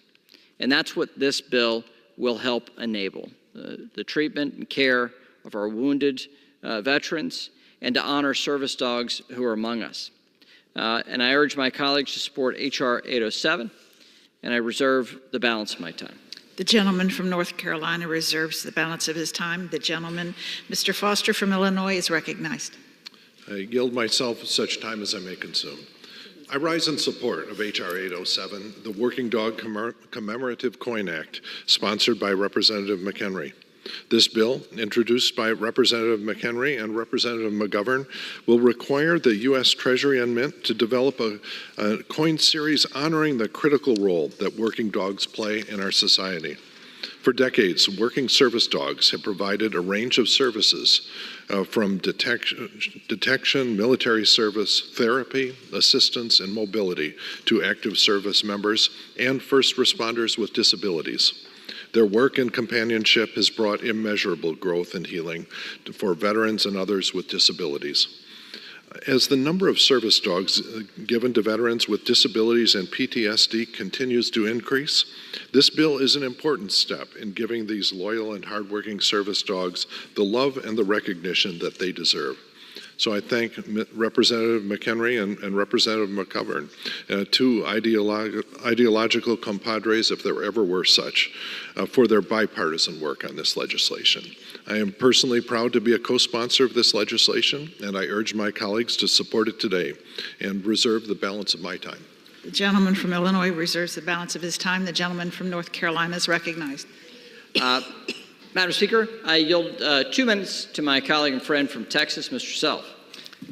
Thank you, Madam Speaker. I rise today to support the Working Dog Commemorative Coin Act. This bill honors the important role that working and service dogs play in the lives of Americans, one of whom is a constituent of mine, Special Operator Jason Morgan. Jason's story is absolutely incredible. He was found face down in a swamp in Central America after a mission went wrong. He had a shattered spine, collapsed lungs, and numerous broken bones. It was a miracle he even survived. After waking up from a coma that lasted 4 months, doctors told him he would never walk again. He then went through many painful surgeries with his life hanging by a thread many times. When he finally left the hospital, he was in a wheelchair and had memory loss. His life seemed to be falling apart. He was left to care for his 3 young sons on his own. But everything changed when Jason met Nepal, a black Labrador retriever. With Nepal by his side, Jason's life and his family's life changed completely. Nepal helped Jason overcome his paralysis. Jason completed a marathon and won awards and medals in the Wounded Warrior Games. More than that, this amazing service dog helped heal Jason's family and taught him how to be the father his kids needed. I have personally seen Nepal many times steal the show with his personality and his love of life and his dedication to service. Nepal's tour of duty has now been completed, and Yago has taken up his duties. But I urge my colleagues to support this bill, and I yield back. The gentleman yields back. The gentleman from Illinois is recognized. Yeah, we have no more speakers on our side. We're ready to close. Prepare to close. The gentleman from Illinois is recognized.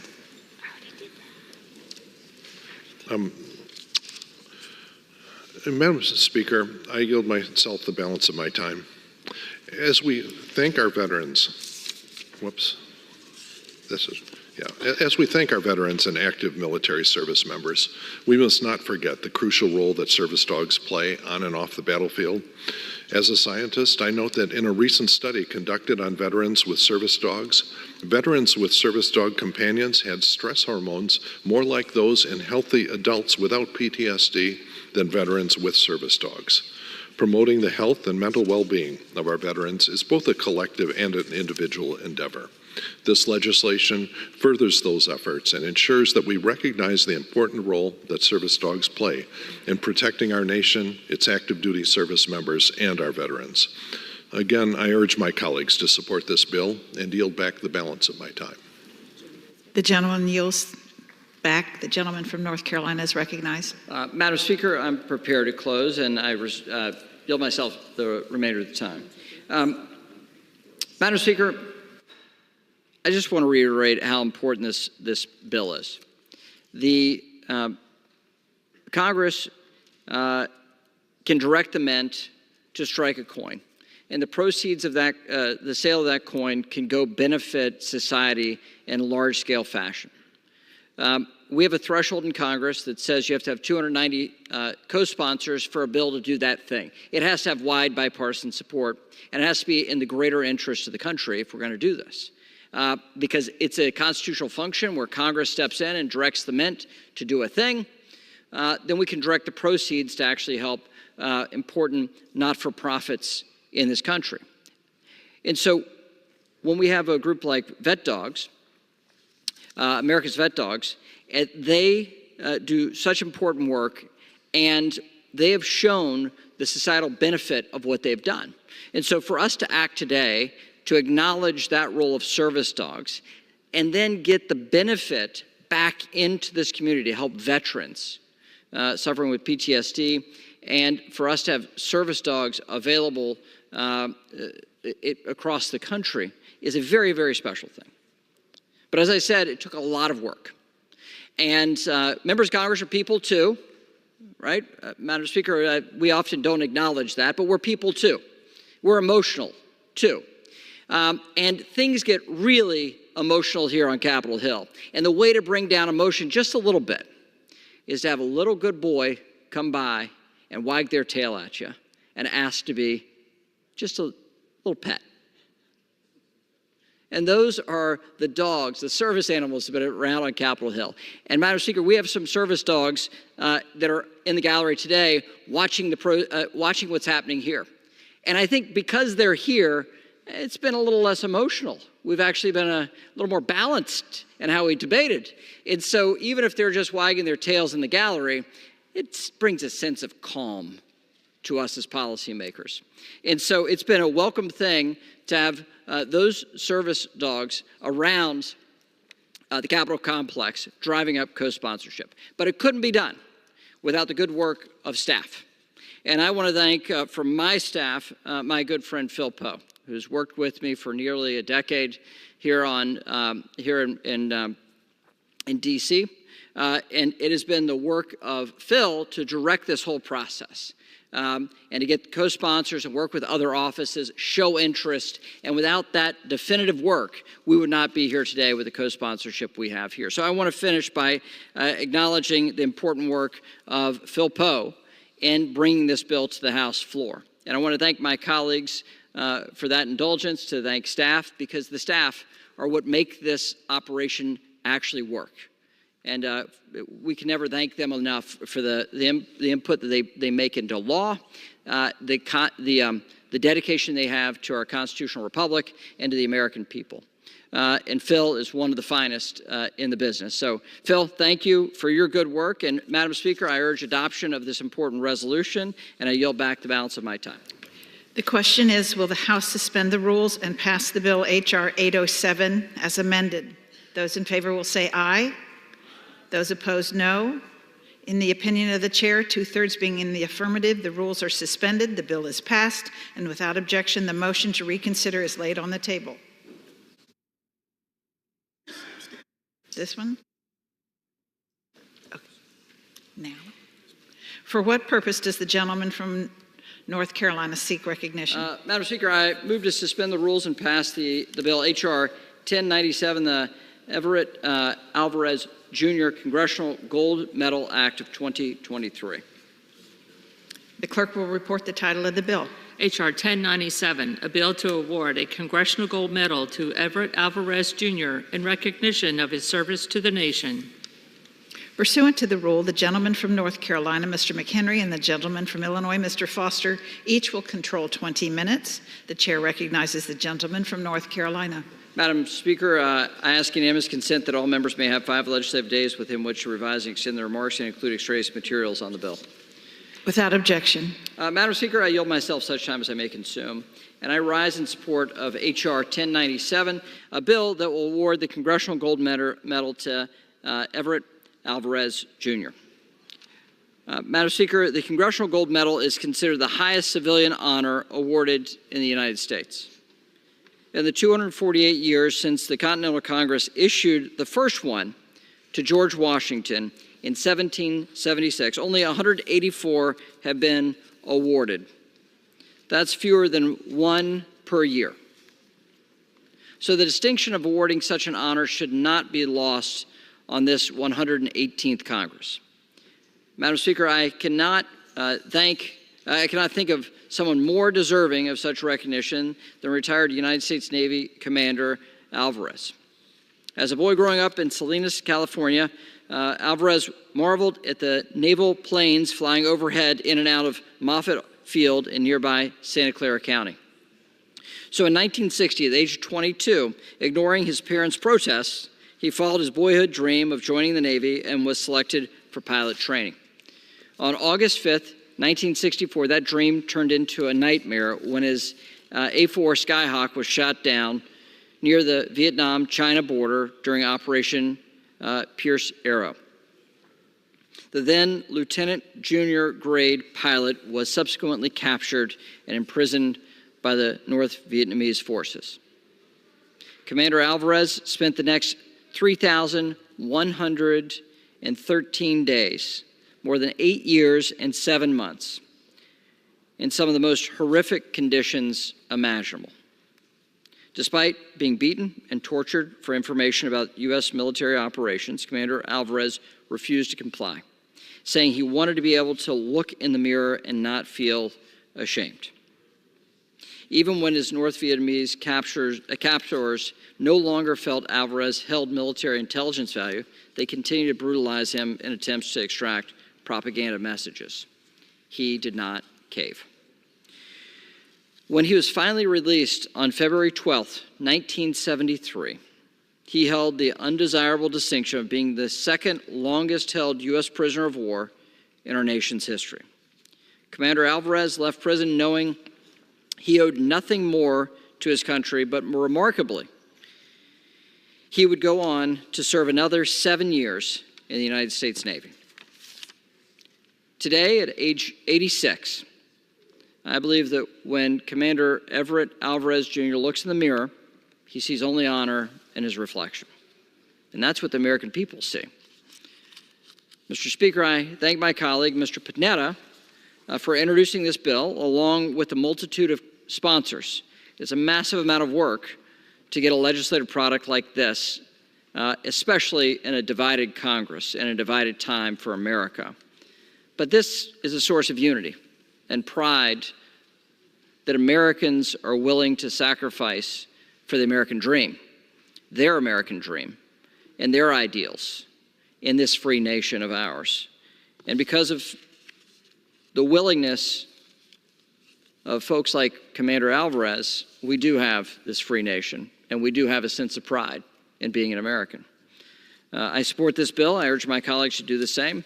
But again, I want to close by thanking Mr. Panetta for his thoughtful approach in building bipartisan consensus, not just on this, but overall in his policymaking skills. And so with that, I reserve the balance of my time. The gentleman from North Carolina reserves. The gentleman from Illinois is recognized. I yield myself such time as I may consume. The gentleman is recognized. I rise in support of H.R. 1097, the Everett Alvarez Jr. Congressional Gold Medal Act of 2023, sponsored by Representative Jimmy Panetta. H.R. 1097 bestows a Gold Medal of Honor to Commander Everett Alvarez Jr., a retired United States Navy officer who maintained the military code of conduct, loyalty, and honor to the United States under torture, abuse, and interrogation for 8 years and 6 months of imprisonment. He is the second longest held prisoner of war in the United States history. Our nation's fallen soldiers, our veterans, our active military service members, are those who demonstrate tremendous courage, resiliency, honor, and selflessness. Their contributions cannot be overstated and should never be neglected. I applaud my colleague, Representative Panetta, who is also a veteran of the war in Afghanistan, for his efforts and advocacy on this important bill to ensure that Commander Alvarez Jr. is recognized and praised for his unfaltering commitment and sacrifice to our country.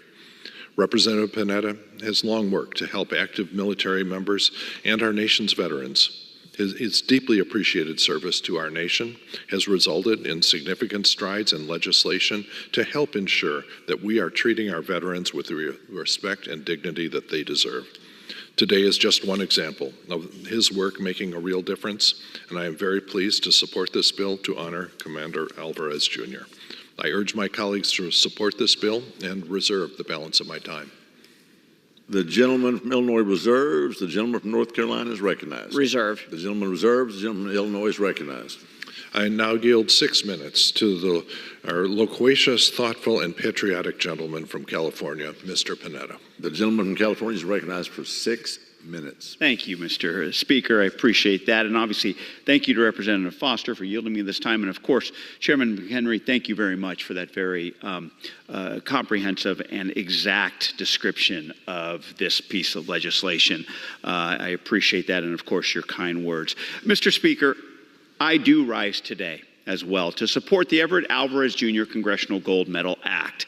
This legislation would award the Congressional Gold Medal to retired United States Naval Commander Everett Alvarez Jr., who was the first aviator captured in the Vietnam War, but also the second longest serving prisoner of war in the history of our nation. A native son of Salinas, California and Monterey County, Everett Alvarez has made immense contributions to our country. While growing up, he always wanted to be in the U.S. Navy. As a kid in an immigrant family, surrounded by other immigrant families in his neighborhood, he was instilled with that sense of service, that attitude that he should always give back to the country that gave he and his family so much opportunity. He attended Santa Clara University, where he earned a degree in electrical engineering and remains a lifetime member of the Board of Fellows. While he was at SCU, Alvarez would stare at the naval jets flying over campus that were going in and out of the nearby Navy base at Moffett Airfield in Mountain View. So right before he graduated in 1960, he took and he passed the exams to join the Navy and train as a pilot. While in the Navy, Alvarez was assigned and trained to fly the A-4 Skyhawk fighter bomber jets.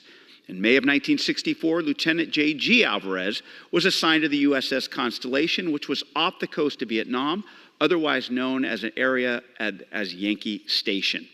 For the first few months, Alvarez carried out numerous missions over Laos, Cambodia, and parts of northern Vietnam. However, his first combat mission was the day after the Gulf of Tonkin incident, which also turned out to be his last mission. On August 5, 1964, during Operation Pierce Arrow, Lieutenant J.G. Alvarez was sent on a mission to target and take out torpedo boat bases in North Vietnam. However, right as he got to the coast of North Vietnam, his A-4 Skyhawk was hit by enemy fire. He immediately tried to gain altitude, but quickly realized he couldn't. Everett worked hard to get his plane out to the ocean and made one final radio transmission to his wingman just before he bailed out into Ha Long Bay, in which he said, "I'll see you guys later."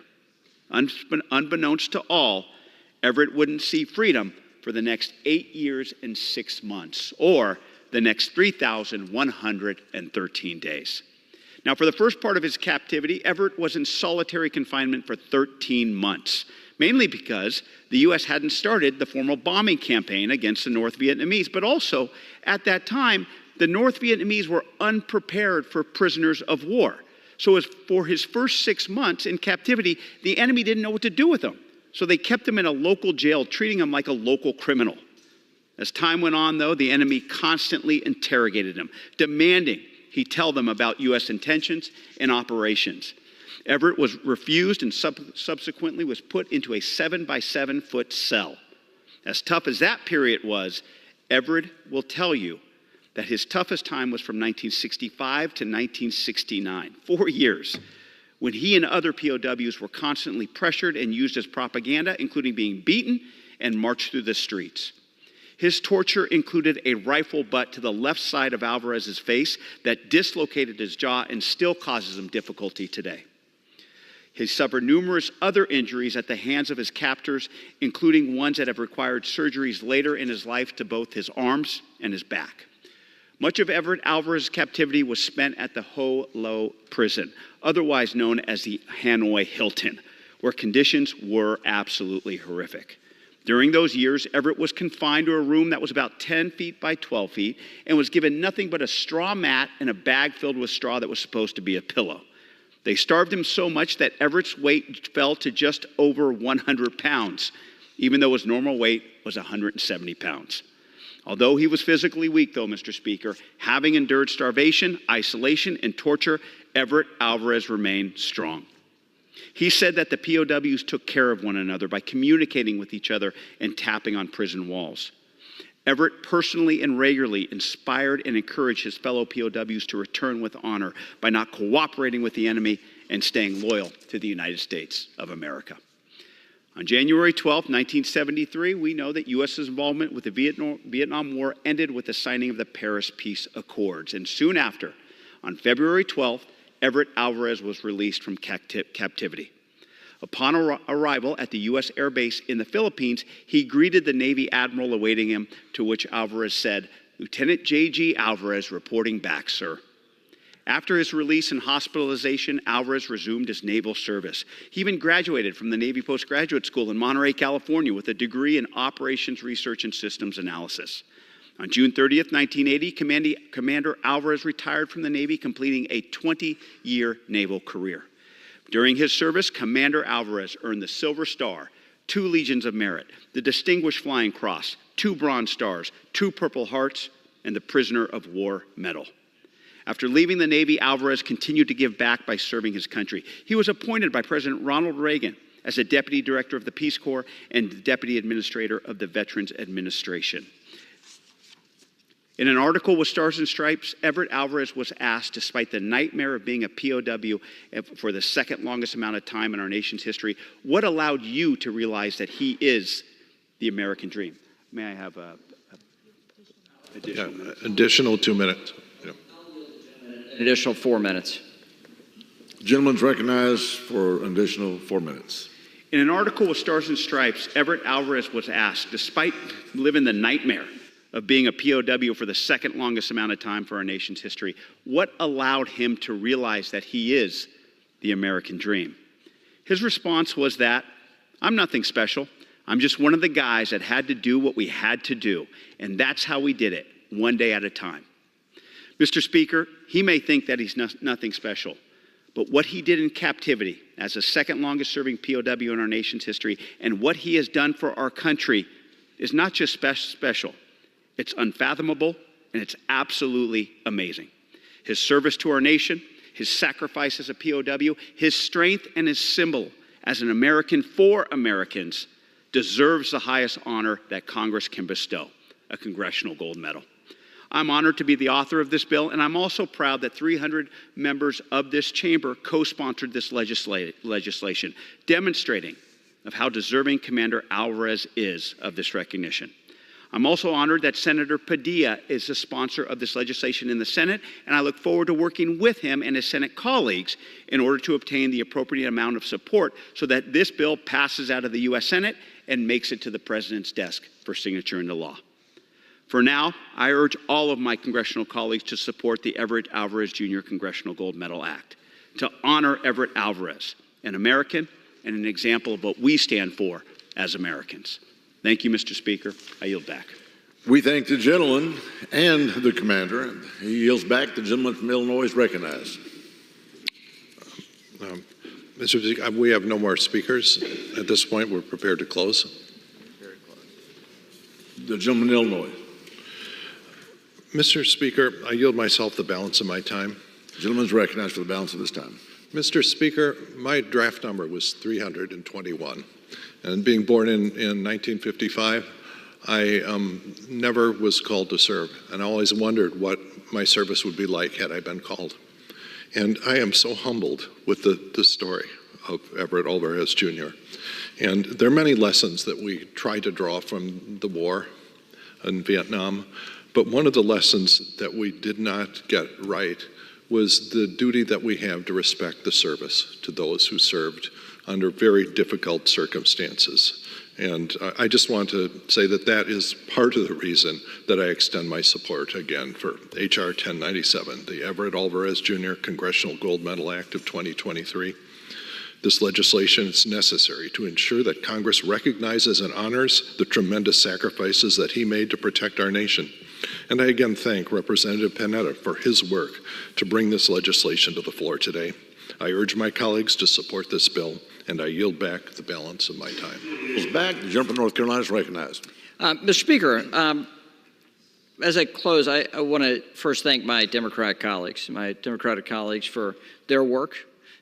We have 2 coin bills here on the floor today, and they speak to different parts of our United States history and the best among us.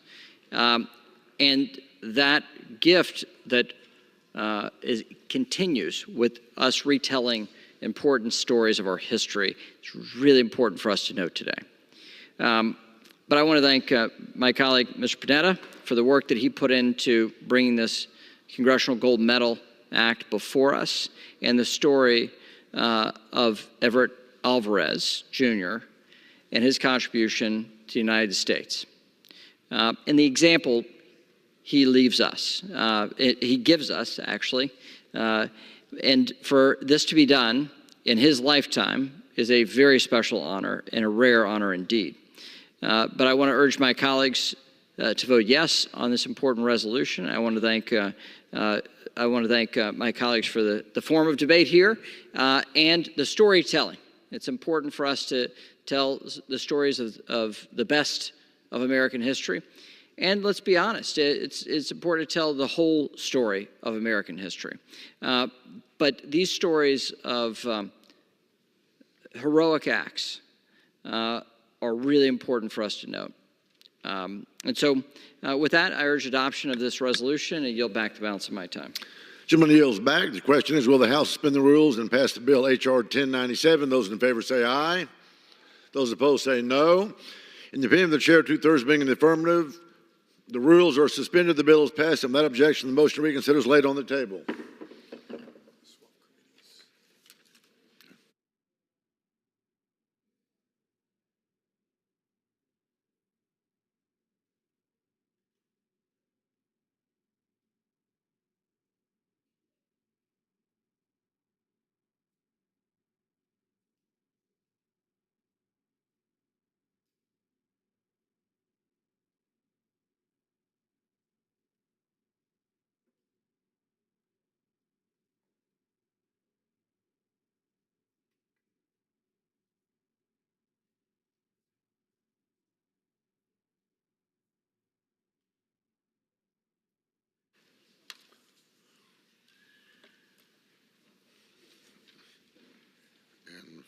Foster is from, or Thompson is.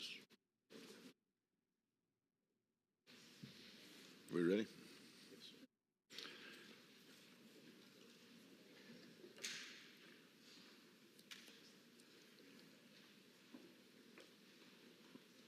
For what purpose does the gentleman from Missouri seek recognition? Mr. Speaker, I move to suspend the rules and pass the bill H.R. 5863, the Federal Disaster Tax Relief Act of 2023 as amended. The clerk will report the title of the bill. H.R. 5863, a bill to provide tax relief with respect to certain federal disasters.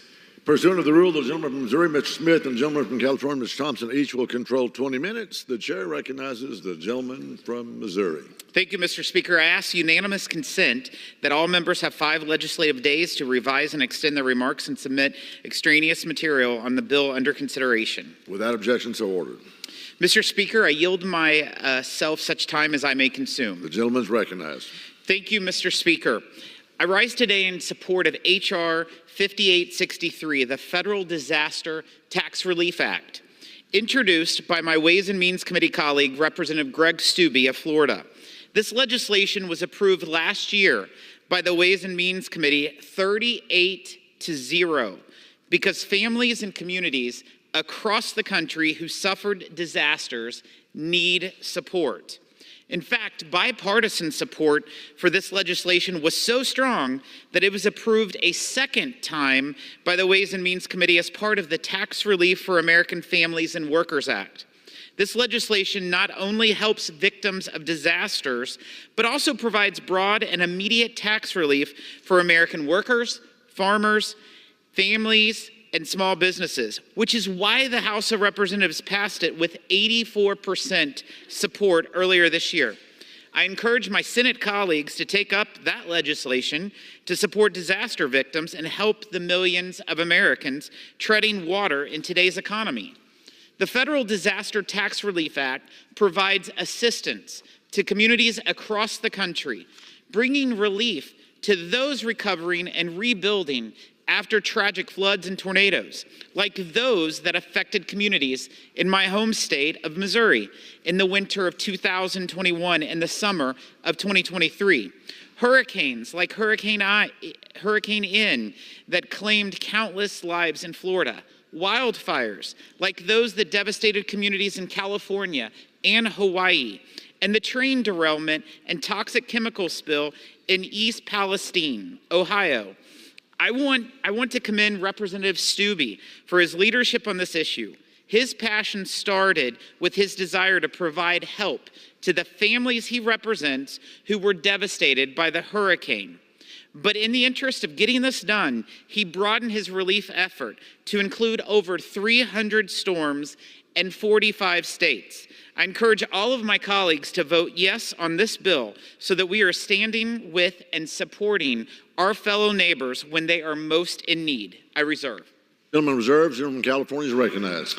Thank you, Mr. Speaker. I yield myself as much time as I may consume. The gentleman is recognized. Thank you, Mr. Speaker. I rise today in strong support of this legislation, and I want to thank Chairman Smith of the Ways and Means Committee for all of the good work he's done to ensure that we're able to help our constituents who are suffering as a result of natural disasters, and to my colleague and friend, Mr. Stubbe, who, without his leadership on the Ways and Means Committee, we wouldn't be here today. And also Mr. LaMalfa, my colleague to the north of my district, who has worked with me over the years to address one component that is covered by this piece of legislation. This has been a long time coming for my constituents, too long, way too long. This is now the second time in 5 months that this House has come together to state plainly and in bipartisan fashion that Americans should help one another when disaster strikes. And while the Senate continues to play politics with what ought to be a bipartisan victory, they've been sitting on the tax bill for 5 months. And I join Chairman Smith in calling for them to move the entire bill, because there's so much in that for so many of our constituents across the country.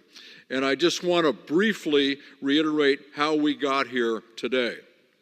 In my district, wildfires in 2015, 2017, and 2018 devastated entire communities across my district and across the state of California. Entire towns were destroyed. Thousands of people lost homes. Dozens of people lost their lives. In the aftermath, the courts found that Pacific Gas and Electric was liable for causing some of these fires. As part of its subsequent bankruptcy proceedings, the utility established a trust from which fire survivors are generally eligible for compensation for losses sustained during these fires. Let me pause here to say one thing. No disaster survivor is ever made whole. No one is ever made whole. People lost their homes and everything in their homes, family pictures, family heirlooms, family records. They lost businesses, and as I said earlier, sadly, they lost family members. And while the courts eventually created a path to compensation, it took years to get there. Years my constituents didn't have. They couldn't wait around for 3, 4, 6 years to get a payment from that trust. And then, because the trust was structured in the form of stock shares, and because stock shares need to be monetized carefully and slowly in order to maximize return to survivors, the payments to survivors came in batches. Nobody is getting, nobody is getting 100% of what they lost. And then, to add insult to injury, right as our constituents started to get even a little bit of compensation, our constituents are told they may actually owe taxes on these payments, because depending upon the taxpayer, the payments may qualify as income. In 4 years of working on this issue, I have yet to encounter a single person on either side of the aisle who believes this is fair. That's why we've been so successful in passing this legislation numerous times out of the Ways and Means Committee and off the floor of this House. This bill has been stalled, advanced, then held up. It's been marked up, passed the House, and stalled again. The Senate ought to quit dithering on what's an objectively good bill for our country and just pass it. But because they are unwilling to do so, we're here again tonight to take this matter up. I'm grateful, as I said, to my colleagues on both sides of the aisle. Mr. Neal, our ranking member on Ways and Means, has been a great colleague and a great champion for this. The chairman, Mr. Smith, and as I mentioned earlier, Mr. Stubbe, one of our colleagues on the committee. I wish such an unusual strategy to get here wasn't necessary, but I'm committed, and I think my colleagues here are committed, to pulling every lever at our disposal to get this bill passed. This is a fundamental question of fairness, and I urged all my colleagues to vote in favor of this bill, and I reserve the balance of my time. The gentleman reserves. The gentleman from Missouri is recognized. Thank you. I want to thank Congressman Thompson for his advocacy as well on this legislation and helping move it through our committee in a very bipartisan effort.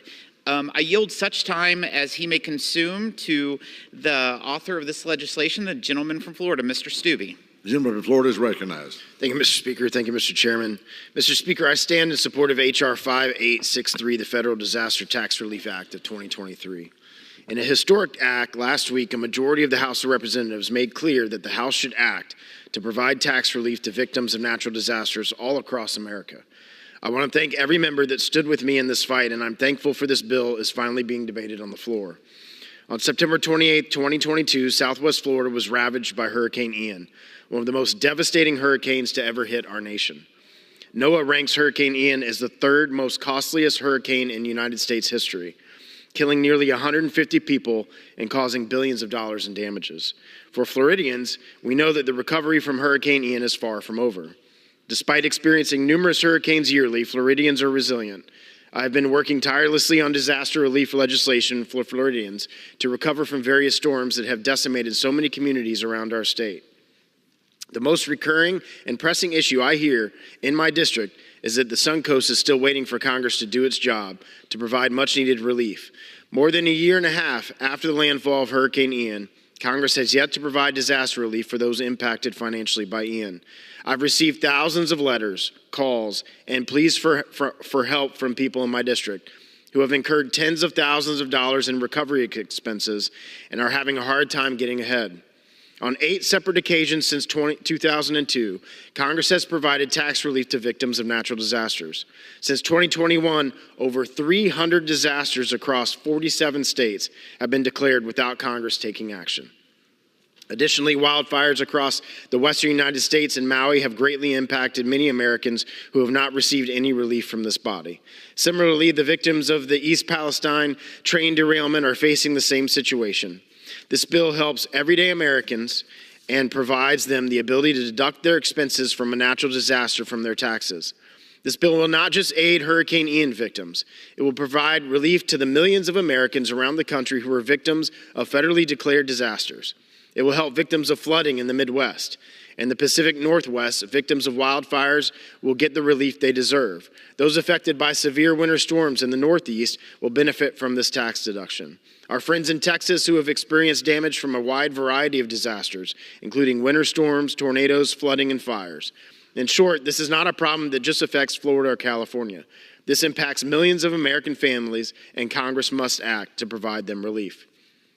I'm grateful to be supported by many of my colleagues on both sides of the aisle to lead the fight for Americans all across the country to get disaster relief.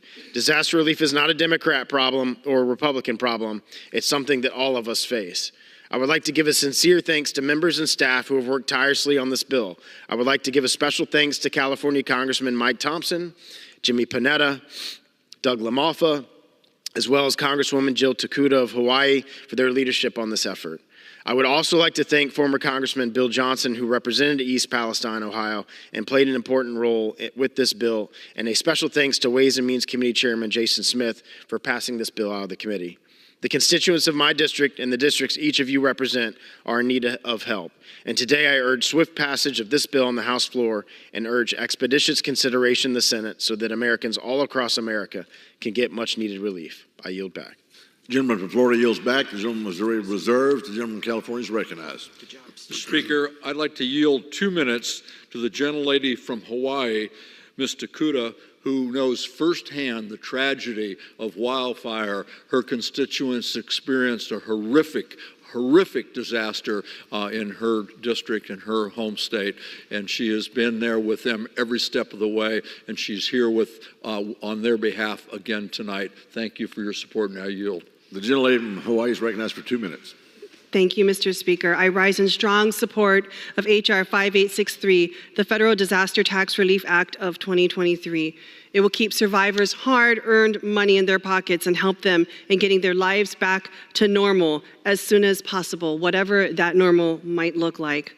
Seeing the overwhelming challenges faced by the survivors of the Maui wildfires, our ohana, I introduced H.R. 5873, the Natural Disaster Tax Relief Act of 2023, last October, to lessen the tax burden faced by disaster survivors and ensure they have the financial resources to support their ohana. Since then, far too many people continue to struggle with recovery costs that no one could ever budget for across our countries through all disasters, current, those to come, and so far in the past.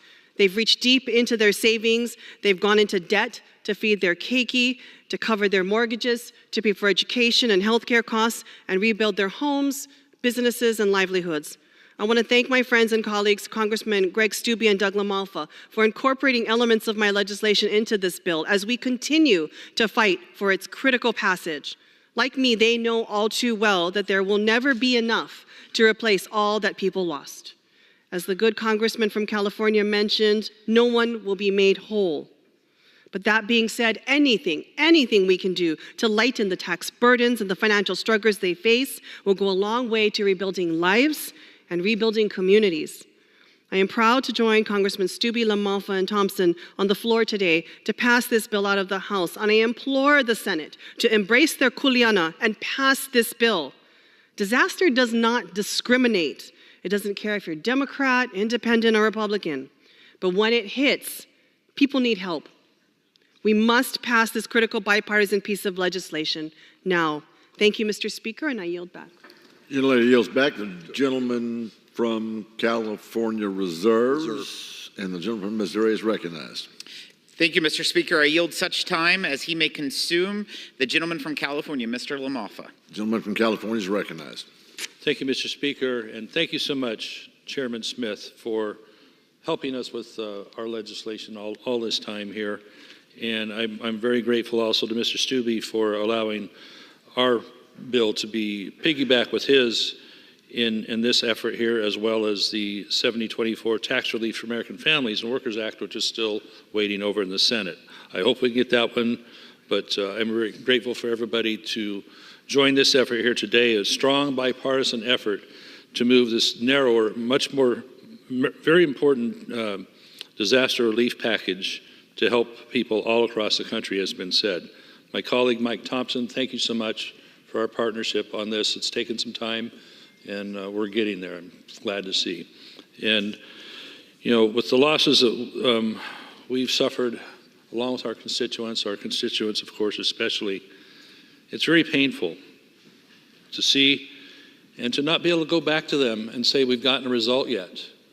But my own constituents, I commend them. I'm grateful for them. They've been very, very patient.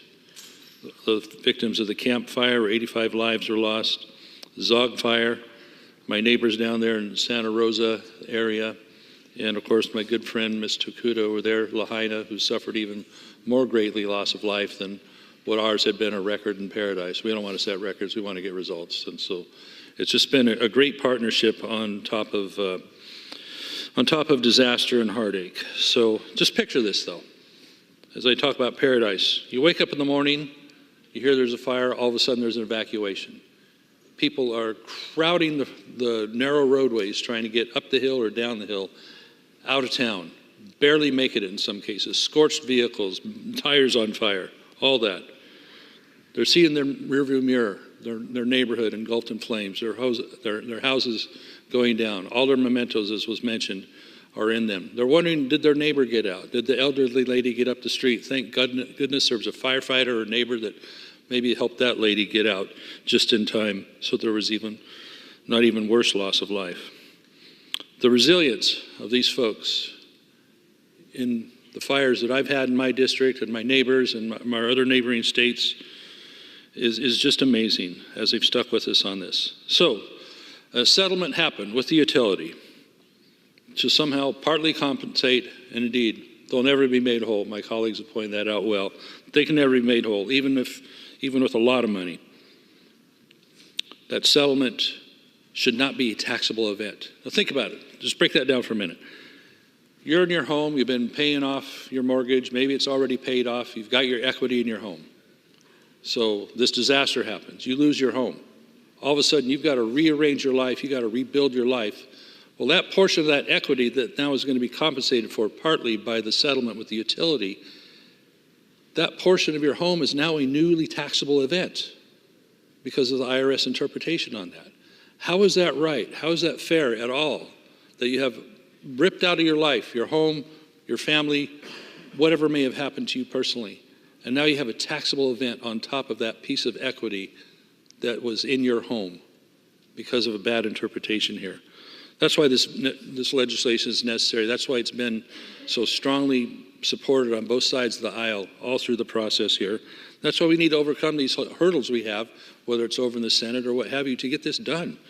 People deserve to have that predictability, that sustainability of their life to be able to put themselves back into a good way again. So, fire victims, Camp Fire in my area, Zog Fire, our other neighbors there, relief is on the way here. This has been a tremendous effort, a little out of the ordinary, to get this legislation back to this floor here tonight, and I think it'll pass resoundingly. I hope so. I ask for everybody's aye vote.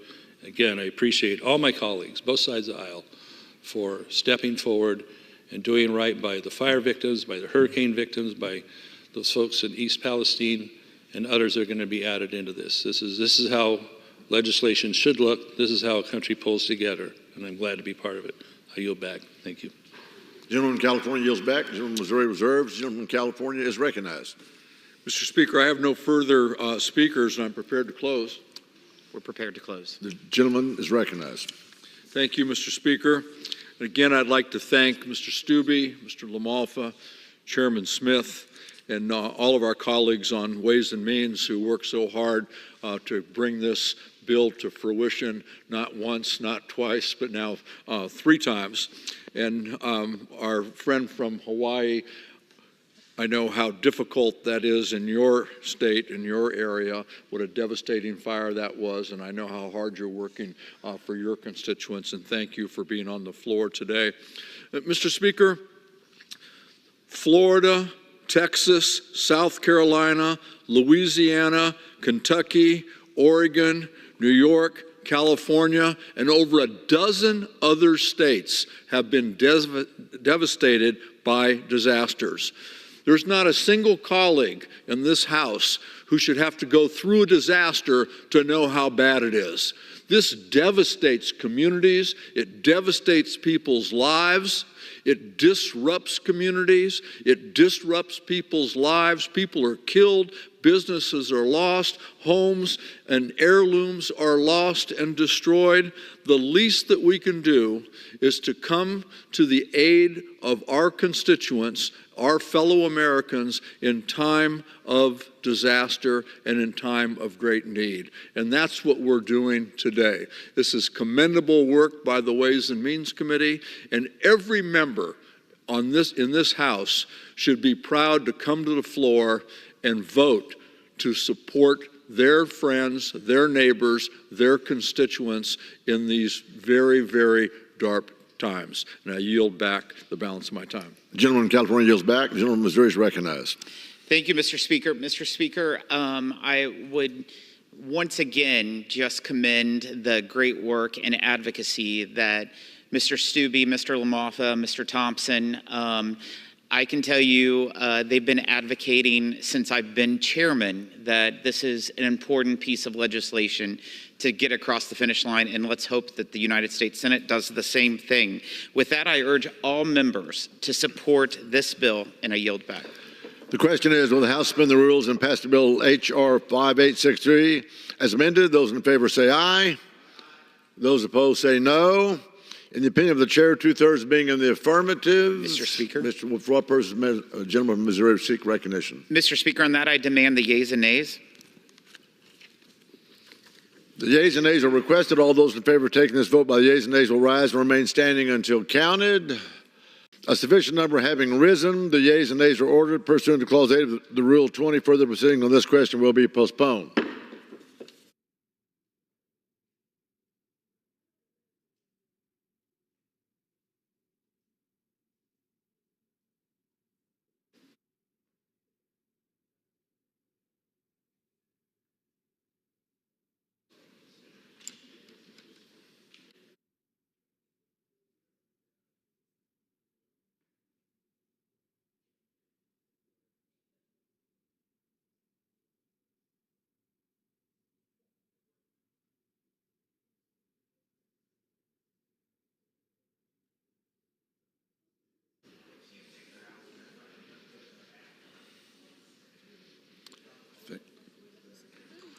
For what purpose does the gentleman from New York seek recognition? Mr. Speaker, I move to suspend the rules and pass H.R. 3317, the Rolling Stock Protection Act. The clerk will report the title of the bill. Union Calendar Number 423, H.R. 3317, a bill to amend Title 49 United States Code to remove the lifetime exemption from the prohibition on procurement of rolling stock from certain vehicle manufacturers for parties to executed contracts. Pursuant to the rule, the gentleman from New York, Mr. Molinaro, and the gentlelady from Nevada, Mrs. Titus, will each control 20 minutes. The chair recognizes the gentleman from New York. Mr. Speaker, I ask unanimous consent that members have 5 legislative days in which to revise and extend their remarks and insert extraneous material into the record on H.R. 3317. Without objection, so ordered. Mr. Speaker, I yield myself such time as I may consume. The gentleman is recognized. Mr. Speaker, I rise today in support of H.R. 3317, the Rolling Stock Protection Act. This bipartisan bill, introduced by Highways and Transit Subcommittee Chairman Rick Crawford, was reported favorably out of the Committee on Transportation Infrastructure in May 2023. And I ask that my colleagues join me in supporting this legislation. The bill will prevent federal tax dollars from being sent to foreign state-owned enterprises and state-connected businesses for the purchase of rolling stock, such as rail cars and buses. Moreover, this bill will block federal dollars flowing from the Federal Transit Administration to rolling stock manufacturers connected to the Chinese Communist Party. In 2019, Congress enacted the Transportation Infrastructure Vehicle Security Act as a provision of the fiscal year 2020 National Defense Authorization Act. TIVSA prohibited public transportation agencies that receive federal assistance from using funds to procure vehicles from state-owned enterprises. The passage of TIVSA was a direct response to alarming national and economic security concerns related to China's state-owned enterprise rolling stock manufacturers, primarily the China Railway Rolling Stock Corporation, and Build Your Dreams, whose presence in the bus and rail car market had grown significantly. And that legislation included a loophole that allowed the FTA to grant lifetime exemptions for 4 of the nation's largest transit agencies, allowing them to continue buying rolling stock manufactured by companies connected to and dependent on the CCP. This bill we are considering today will close that loophole. In doing so, H.R. 3317 will enhance American manufacturing opportunity in the rolling stock industry. It will help American workers and strengthen our domestic supply chain. H.R. 3317 will take us another step forward in safeguarding America's national security and economic interests. Mr. Speaker, I urge support of this legislation, and I reserve the balance of my time. The gentleman reserves. The gentlelady from Nevada is recognized. Thank you, Mr. Speaker. I yield myself such time as I may consume. The gentlelady is recognized. Mr. Speaker, I too rise in support of this legislation, which would prohibit all U.S. transit agencies from using federal dollars on rail rolling stock from state-owned enterprises, or SOEs.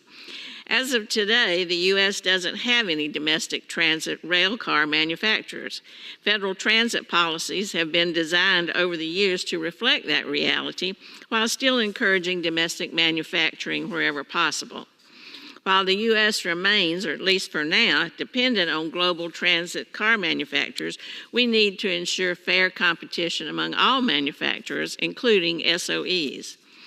When one entity receives government support for artificially low bids, if that's left unchecked over time, other manufacturers will be driven out of business. This would make transit cars more expensive in the long run and leave systems across the country reliant upon just one manufacturer. Congress recognized this concern after 4 U.S. transit agencies awarded rolling stock contracts to an SOE that submitted artificially low bids. The 2020 National Defense Authorization Act first prohibited most U.S. transit agencies from using federal transit funds to purchase rolling stock from SOEs. Transit car manufacturers that did not receive government subsidies, including manufacturers in South Korea, Japan, Spain, and other places, were not affected by this ban. Congress exempted the 4 transit agencies with the initial SOE contracts from the ban so not to disrupt ongoing procurements. The legislation that we're considering here today doesn't affect those initial contracts or any current options on those contracts, but it does prevent future contracts from being executed using federal funds. The bill ensures that all U.S. transit agencies will operate under the same rules. I would also note that nothing in this legislation impacts what transit agencies do with their local funding. It only affects funding from the federal government for transit rail cars. As transit agencies continue to receive the record funding provided by the bipartisan infrastructure law, it's critical we ensure the market for rolling stock is fair and competitive. Ultimately, that will yield the best outcome for transit agencies and will help them provide more reliable and effective service for their riders. I support this legislation, and I reserve the balance of my time. Gentlelady reserves. Gentleman from New York is recognized. Thank you, Mr. Speaker. I recognize H.R. 3317's sponsor, Representative Rick Crawford from Arkansas, for 5 minutes. The gentleman from Arkansas is recognized for 5 minutes. Thank you, Mr. Speaker, and I thank the gentleman for yielding. I rise in support of my bill, H.R. 3317, the Rolling Stock Protection Act. I ask that my colleagues join me in supporting this simple and direct bill. In May of last year, this bipartisan legislation was favorably reported out of the Committee on Transportation and Infrastructure. My bill will close a loophole in federal law that currently allows some of the country's largest transit agencies that receive Federal Transit Administration dollars to purchase rolling stock, such as rail cars, from state-owned enterprises and state-connected businesses, including those linked to the Chinese Communist Party. Mr. Speaker, I'll be honest with you, I thought Congress had fixed this problem back in 2019 with the passage of the Transportation Infrastructure Vehicle Security Act, or TIVSA. That measure, which was included in the 2020 National Defense Authorization Act, prohibited the purchase of rolling stock from state-owned enterprises by transit agencies receiving federal funds. So why are we back today? We're here today to make it crystal clear that the FTA that CCP-connected companies are never allowed to receive taxpayer dollars. While TIVSA should have eliminated any future payments of American taxpayer dollars to CCP-connected companies like the China Railway Rolling Stock Corporation, the FTA's execution of the law provided lifetime exemptions to 4 transit agencies from the prohibitions on contracting with CCP-connected companies. I mentioned that the FTA granted lifetime exemptions to 4 transit agencies from the law's prohibitions, and I think it's important that we know who we're talking about. The 4 agencies receiving this exemption from the FTA were the Southeastern Pennsylvania Transportation Authority, or SEPTA, the Massachusetts Bay Transportation Authority, MBTA, the Chicago Transit Authority, and the Los Angeles County Metropolitan Transit Authority. I'm pleased to report that one of those transit agencies, SEPTA, just announced in April that after significant production delays and cost overruns, it was exercising the right to terminate its contract with CRRC for cause. That's a positive step. Alternatively, another agency that received the lifetime exemption, the MBTA, recently announced that it's re-upping the contract with CRRC and adding another $148 million in rolling stock purchases. The enactment of TIVSA should have eliminated any possibility that transit agencies that receive federal funding could continue using those dollars to pay for contracts with companies connected to the CCP.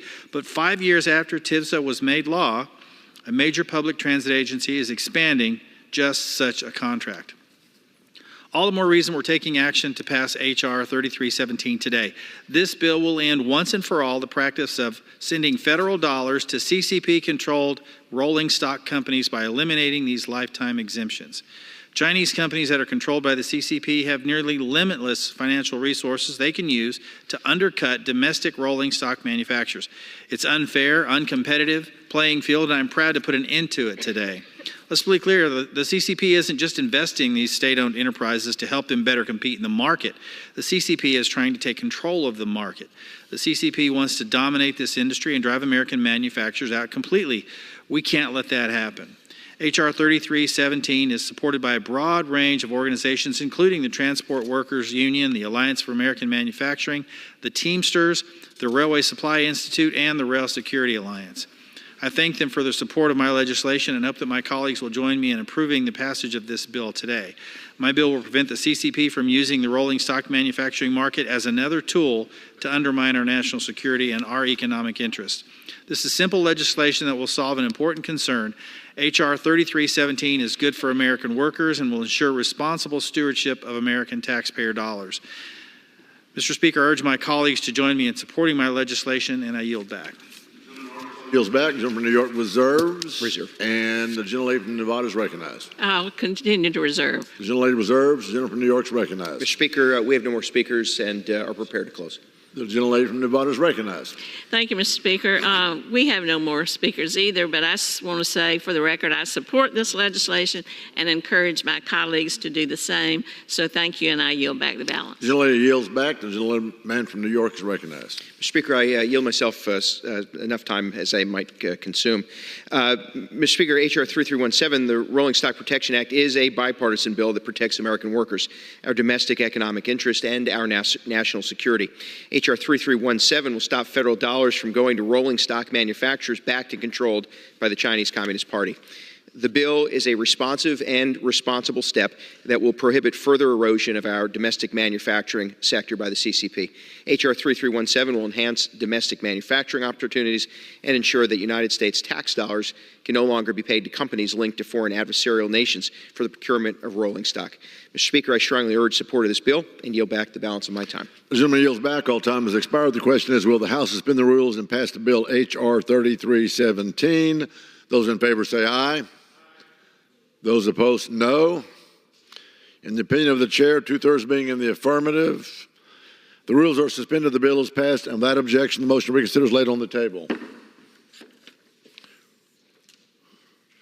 For what purpose does the gentleman from New York seek recognition? Mr. Speaker, I move to suspend the rules and pass H.R. 5754 as amended.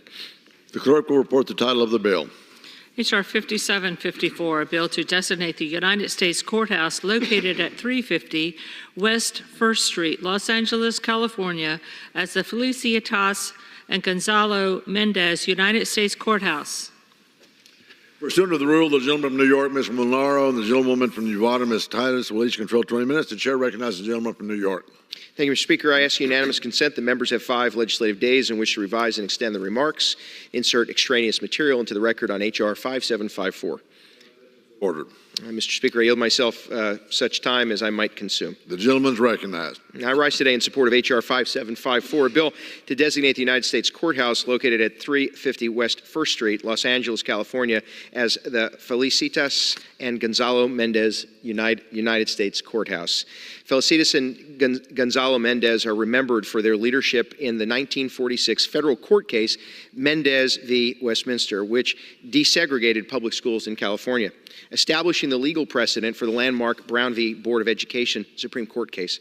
It's fitting that we acknowledge the late couple by naming this courthouse in Los Angeles after them. And Mr. Speaker, with that, I urge support of H.R. 5754 and reserve the balance of my time. The gentleman reserves. The gentlelady from Nevada is recognized. Thank you, Mr. Speaker. I yield myself as much time as I may consume. The gentlelady is recognized. Mr. Speaker, I rise in support of H.R. 5754, which designates the federal courthouse in Los Angeles, California, as the Felicitas and Gonzalo Mendez, United States Courthouse. The Mendezes were activists whose efforts culminated in the 1946 federal court case Mendez versus Westminster School District of Orange County. This helped to end segregation in California schools and helped pave the way for desegregation efforts nationwide. Ms. Menendez was born in Puerto Rico and moved with her family to California at the age of 12. She and her family encountered discrimination and racism in California because of their Puerto Rican heritage. She married Gonzalo Mendez, a Mexican immigrant who had become a naturalized U.S. citizen. They had several children and operated a successful agriculture business in Southern California. The Menendezes attempted to enroll their children in a local school, but were rejected because of their Mexican names and appearance. In response, the Menendezes bravely organized and filed a lawsuit against the local school districts to end the district's practice of segregating Mexican school children. After they won the case in 1946 and won a subsequent appeal in 1947, the state of California took the further action of enacting a law officially desegregating California public schools, making it the first state in the country to do so. The law was signed by then Governor Earl Warren. 7 years later, Mr. Warren, then Chief Justice of the Supreme Court, wrote the opinion in Brown versus Board of Education, in which the court ruled that segregation of any kind in public schools is unconstitutional.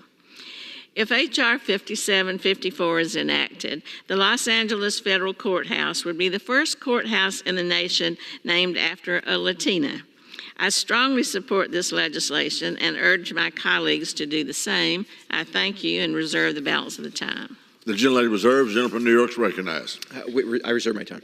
The gentleman reserves. The gentleman from Nevada is recognized.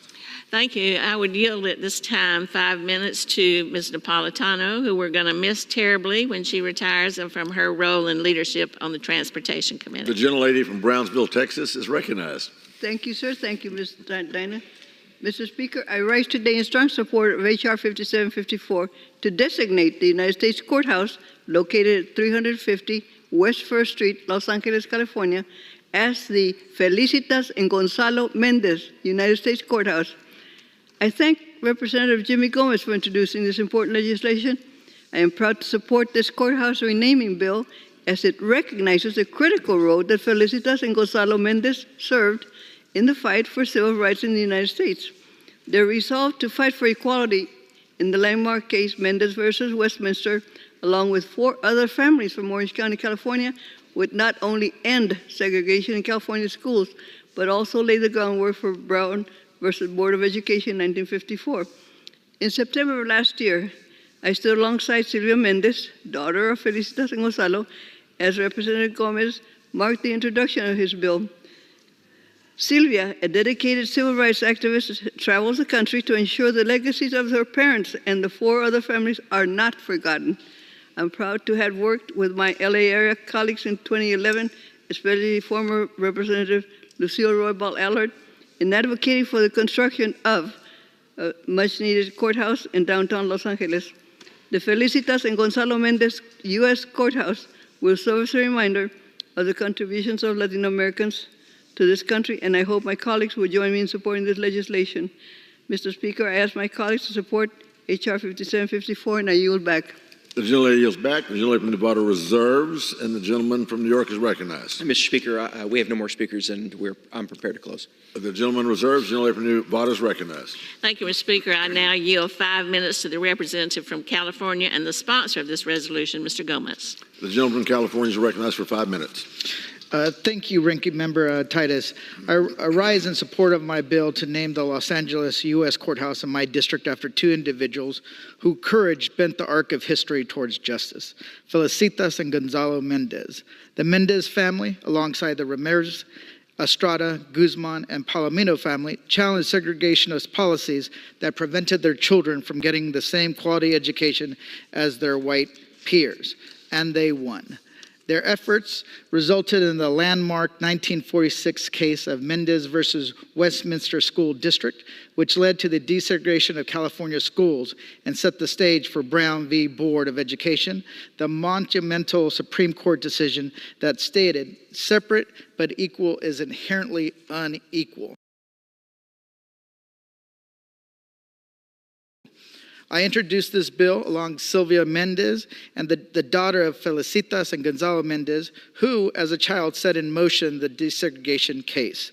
Sylvia was awarded the Presidential Medal of Freedom in 2011 by President Obama and is the subject of this children's book, Separate is Never Equal, which I brought as a reminder of what this means for our children. This courthouse will be a reminder that history and law are not just shaped by judges. They are molded by people who have the courage to challenge unjust laws and make our country better.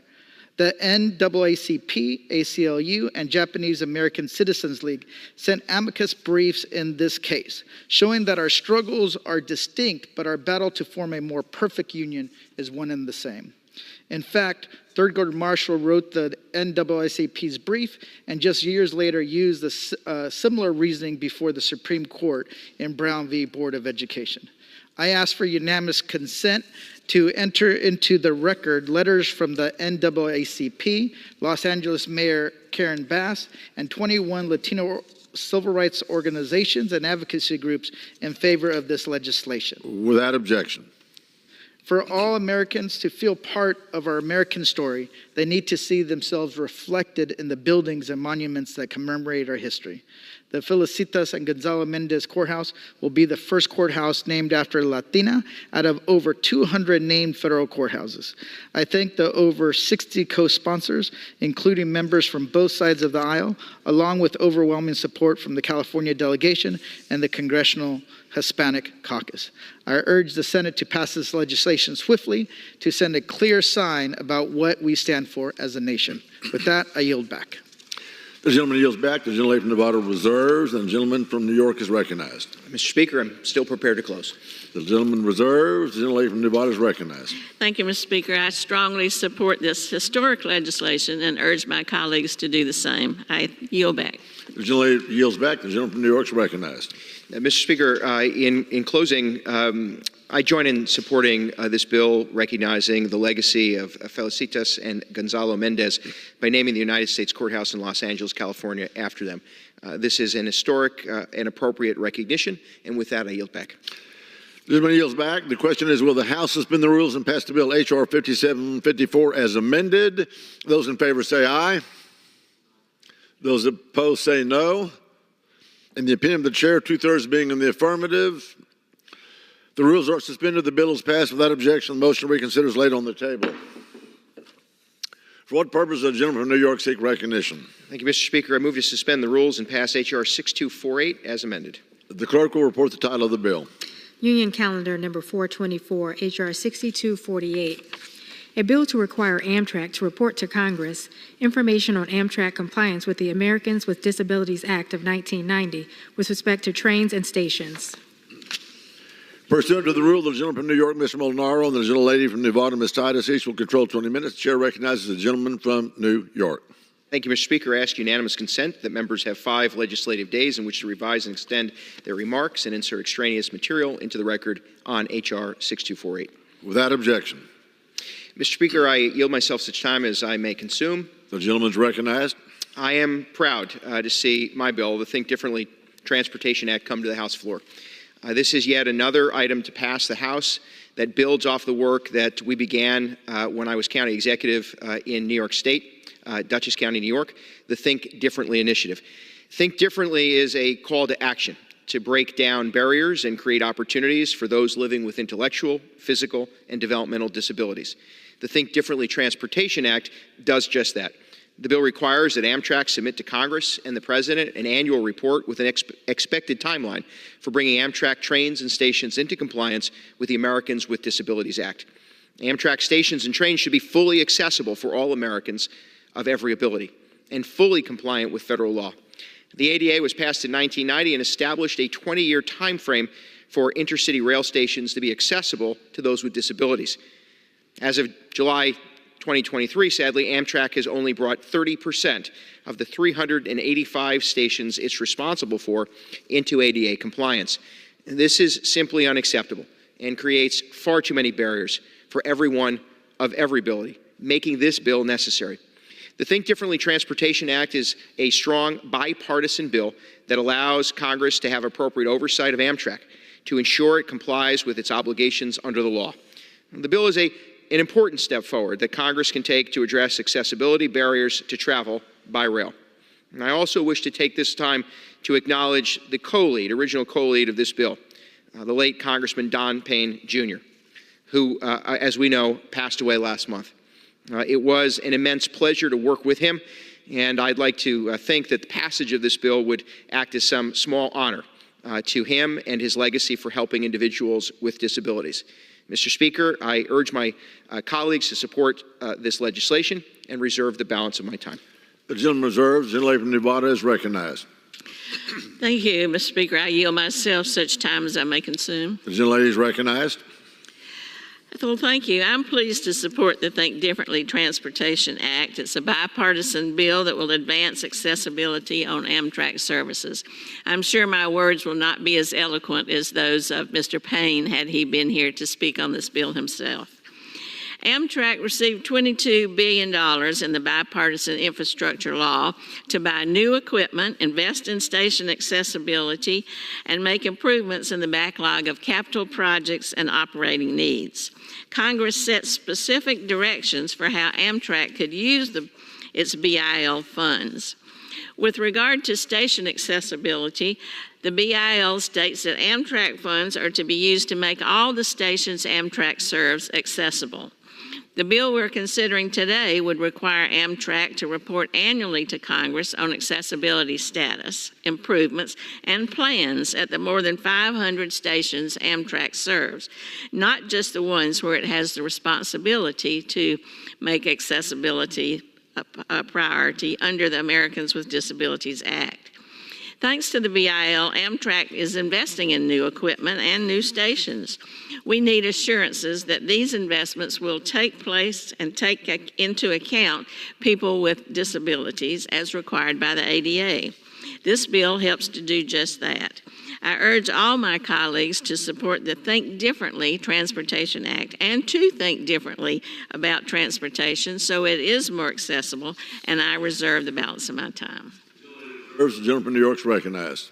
Mr. Speaker, I'm prepared to close. The gentleman reserved. The gentleman from Nevada is recognized. Yes, thank you. Just in closing, I'd like to say again that I support this bill. I thank the sponsors of it. I wish Mr. Payne were here to see it pass, and I encourage my colleagues to vote in favor.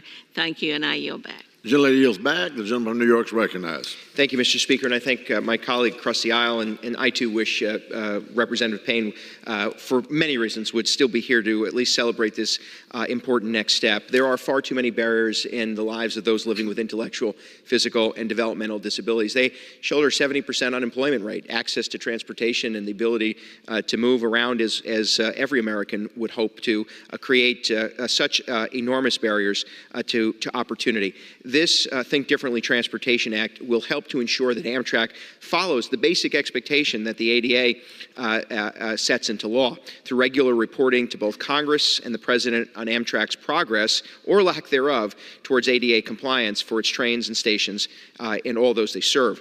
Now, this bill represents an important step toward improving Amtrak service for customers of every ability. And with that, Mr. Speaker, I urge support of the bill and yield back the balance of my time. The gentleman yields back. The question is, will the House suspend the rules and pass the bill H.R. 6248 as amended? Those in favor say aye. Those opposed, no. In the opinion of the chair, 2/3 being in the affirmative, the rules are suspended. The bill is passed. Without objection, the motion to reconsider is laid on the table. You promise. For what purpose does the gentleman from New York seek recognition? Mr. Speaker, I move to suspend the rules and pass H.R. 5799. Without objection. I'm sorry, the clerk will report the title of the bill. H.R. 5799, a bill to designate the checkpoint of the United States Border Patrol located at United States Highway 90 West in Uvalde County, Texas, as the James R. Dominguez Border Patrol checkpoint. Pursuant to the rule of the gentleman from New York, Ms. Molinaro, and the gentlewoman from Nevada, Ms. Titus, will each control 20 minutes. The chair recognizes the gentleman from New York. Thank you, Mr. Speaker. I ask unanimous consent that members have 5 legislative days in which to revise and extend the remarks and insert extraneous material into the record on H.R. 5799. Without objection. Mr. Speaker, I yield myself such time as I may consume. The gentleman is recognized. And I rise today in support of H.R. 5799, a bill that honors the service and sacrifice of Border Patrol Agent James R. Dominguez by naming the United States Border Patrol checkpoint in Uvalde County, Texas, after him. Border Patrol Agent Dominguez served our country for more than 12 years. On July 19, 2012, Agent Dominguez stopped to clear debris out of the roadway when he was tragically struck and killed by a passing car. It is fitting that we honor Agent Dominguez by naming this Border Patrol checkpoint after him. Mr. Speaker, I urge support of H.R. 5799 and reserve the balance of my time. The gentleman reserves. The gentlelady from Nevada is recognized. Thank you, Mr. Speaker. I yield myself such time as I may consume. The gentlelady is recognized. Thank you. I rise in support of H.R. 5799, this bill to designate a checkpoint of the U.S. Border Patrol located on United States Highway 90 West in Uvalde County, Texas, naming it the James R. Dominguez Border Patrol checkpoint. I thank Mr. Gonzalez for bringing the bill. In 2012, 41-year-old United States Border Patrol agent James R. Dominguez was struck and killed by a vehicle while assisting a disabled motorist on U.S. US 90 near Klein, Texas. Agent Dominguez had served with the U.S. Border Patrol for 12 years. He is survived by his wife and 4 children.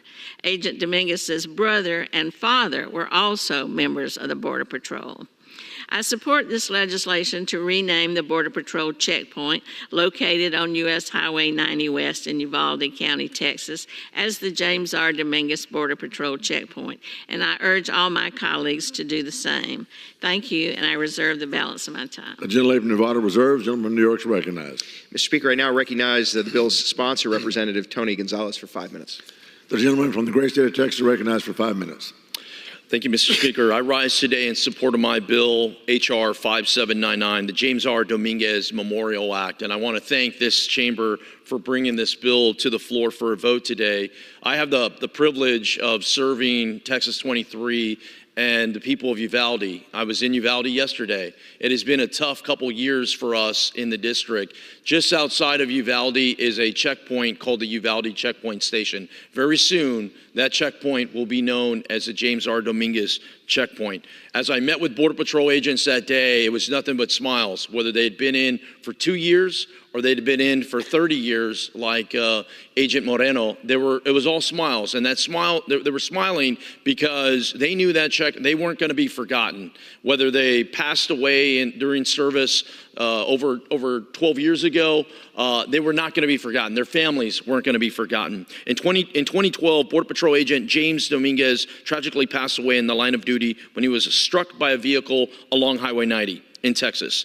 Agent Dominguez was a loving father, a husband, friend to all that knew him, and a strong man of faith. He dedicated 12 years of his life as a Border Patrol agent, last serving in the Uvalde station in the Del Rio sector. Today is a special day for this chamber. We will move forward tonight on legislation that will honor the memory of Border Patrol agent James Dominguez by renaming the checkpoint in Uvalde in his honor. I am proud to have worked very closely with Chief Owens and his wife, Cassie Garcia, as well as the family members of Agent Dominguez, his brothers and sisters and his wife, to rename this Uvalde station and make this memorial possible. Agent James Dominguez's legacy will live on for generations to come. His service will never be forgotten. Thank you, Mr. Speaker, and I yield back the balance of my time. The gentleman from Texas yields back. The gentleman from New York reserves. And the gentlelady from Nevada is recognized.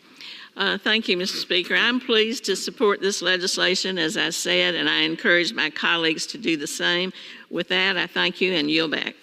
The gentlelady from Nevada yields back. The gentleman from New York is recognized. Thank you, Mr. Speaker. In closing, I urge support of this bill to honor the service and sacrifice of U.S. Border Patrol agent James R. Dominguez by designating the United States Border Patrol checkpoint in Uvalde County, Texas, as the James R. Dominguez Border Patrol checkpoint. I thank my colleague, Representative Gonzalez, for his advocacy, and with that, I yield back. The gentleman from New York yields back. The question is, will the House suspend the rules and pass the bill H.R. 5799? Those in favor say aye. Those opposed say no.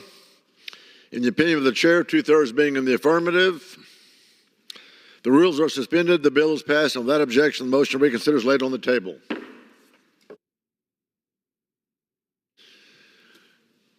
Pursuant to Clause 12A of Rule 1, the chair declares the House in recess until approximately 6:30 p.m. today.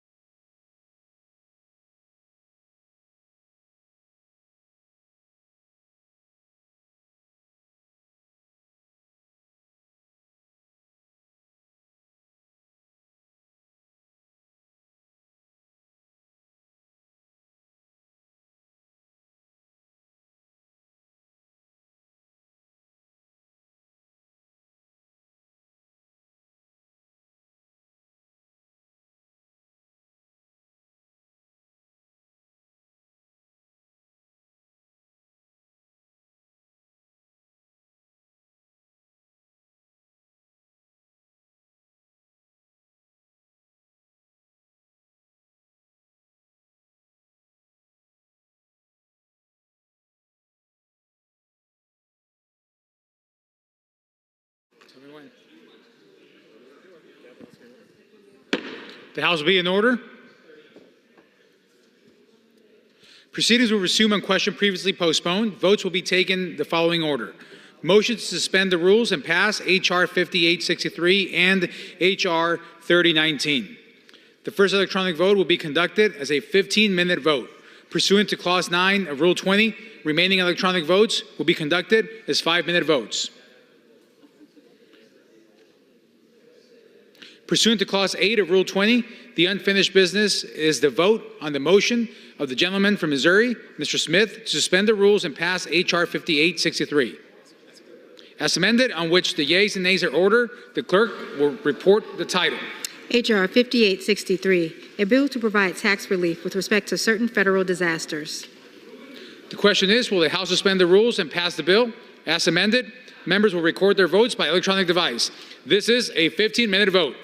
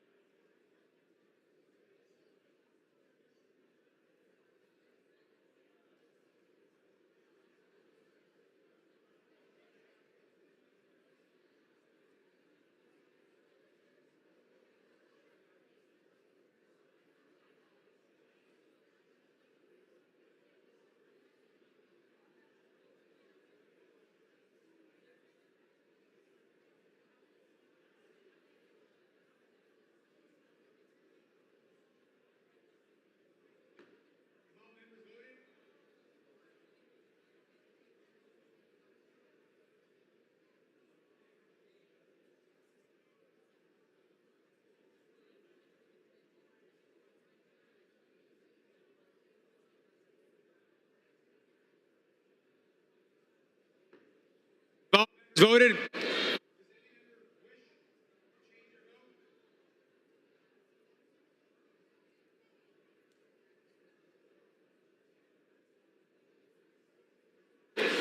On this vote, the yeas are 382 and the nays are 7, recorded as present. 2/3 being in the affirmative, the rules are suspended, this bill passes, and without objection, the motion to reconsider is laid on the table.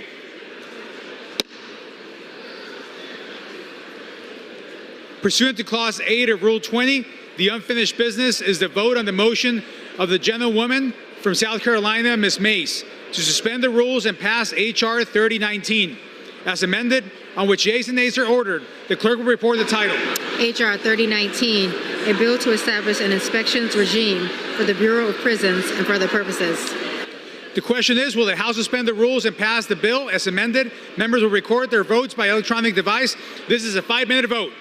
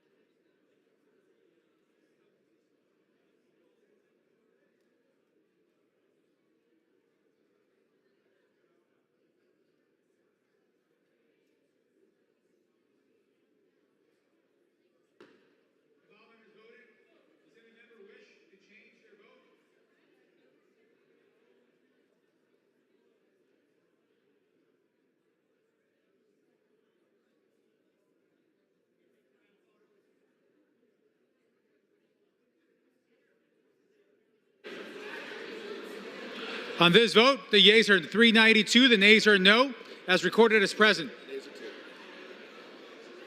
On this vote, the yeas are 392, the nays are 2, recorded as present. 2/3 being in the affirmative, the rules are suspended, the bill is passed, and without objection, the motion to reconsider is laid on the table. Did I say the nays?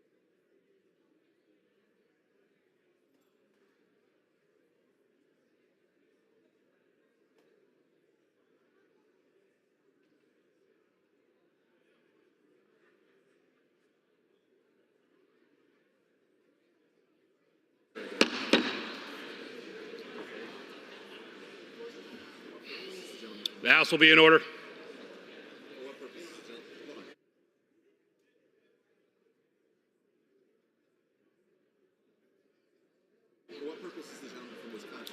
For what purpose does the gentleman from Wisconsin seek recognition? Mr. Speaker, I ask unanimous consent that notwithstanding Rule 17, during the 118th Congress, Representative Wexton of Virginia be permitted to use a medical assistive communication device on the floor of the House. Without objection, so ordered. For what purpose does the gentleman from Wisconsin seek recognition? Mr. Speaker, I ask unanimous consent to take from the Speaker's table the concurrent resolution S-Con Res 36 and ask for its immediate consideration in the House. The House will be in order. The clerk will report the title of the concurrent resolution. Senate Concurrent Resolution 36, concurrent resolution authorizing the use of Emancipation Hall and the Capitol Visitor Center for the event to celebrate the birthday of King Kamehameha I. Is there an objection to the consideration of the concurrent resolution? Without objection, the concurrent resolution is agreed to and the motion to reconsider is laid on the table. For what purpose does the gentleman from Wisconsin seek recognition? Mr. Speaker, I ask unanimous consent that House Resolution 961 be laid on the table. Without objection, so ordered.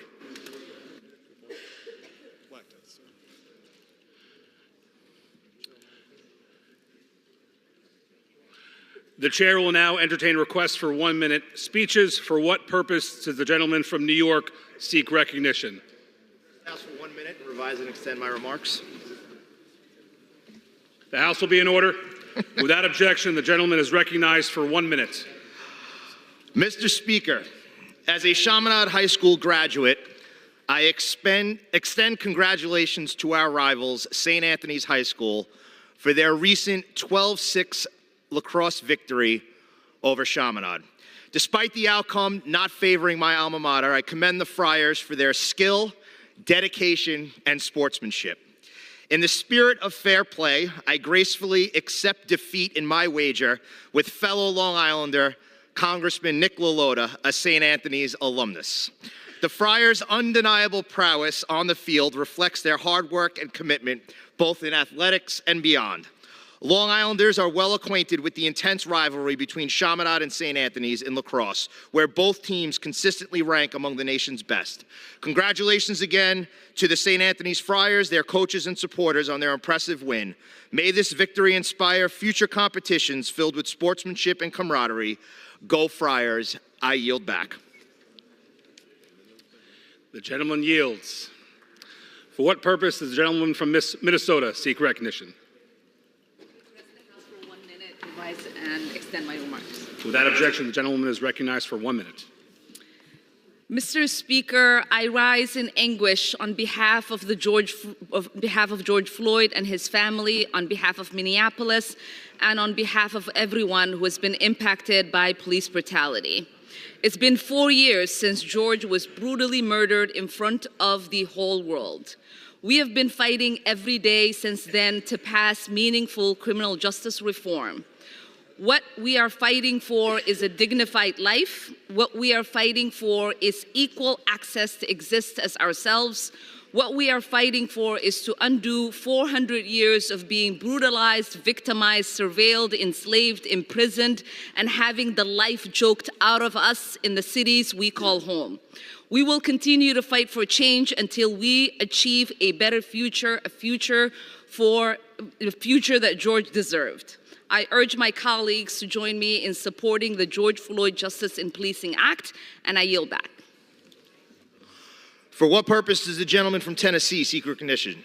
Thank you, Mr. Speaker. I seek unanimous consent consent to address the House for 1 minute and to revise and extend my remarks. Without objection, the gentleman is recognized for 1 minute. Thank you, Mr. Speaker. I rise to honor my dear friend, Colonel Richard Julian. The colonel enlisted in the Tennessee Air National Guard in 1965 and attended basic training at Lackland Air Force Base in San Antonio, Texas, before moving to Kessler Air Force Base to complete technical training. Once he completed his initial training, he returned to the 134th Air Refueling Unit. He served as a traditional guardsman and was offered a chance to become full-time. He eventually moved up to the enlisted ranks to become a senior master sergeant. And in 1981, he was offered the chance for direct appointment as captain in the Tennessee Air National Guard. He was named the Director of Personnel for the 134th Air Refueling Wing. Later, he was promoted to the rank of Colonel and was assigned as the Support Grand Commander when he retired in 2004. He served for over 38 years in the Air Guard and deployed in support of countless operations and exercises. After he retired from the Air National Guard, Colonel worked for Knox County as Director of Human Resources and then Blount County Highway Department until the day he passed away on May 1st, 2024. Our country's heroes are the men and women of our armed services and armed forces, Mr. Speaker. It's my honor to recognize my dear friend, who I miss very much, Colonel Richard Clapp Julian, as Tennessee's 2nd District May 2024 Veteran of the Month. Colonel, we miss you dearly, and thank you always for being my friend. The gentleman yields. For what purpose does the gentlewoman from Ohio seek recognition? I ask unanimous consent to address the House for 1 minute. Without objection, the gentlewoman is recognized for 1 minute. Thank you, Mr. Speaker. I rise to applaud a convening that took place yesterday at the Toledo-Lucas County Public Library in northwestern Ohio.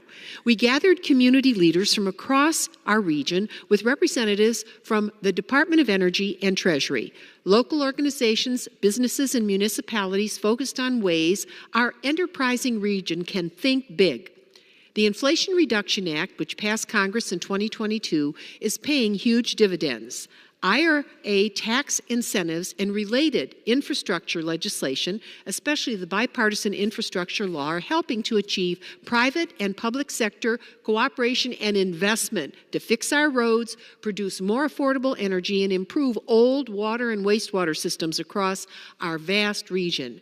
Domestic energy independence begins right here in northwestern Ohio. And when we think big together, we can transform our local economy, attract major investments from industry, agriculture, and create good-paying union jobs. I want to thank all those who visited our region. No, we are prepared for a modernized future.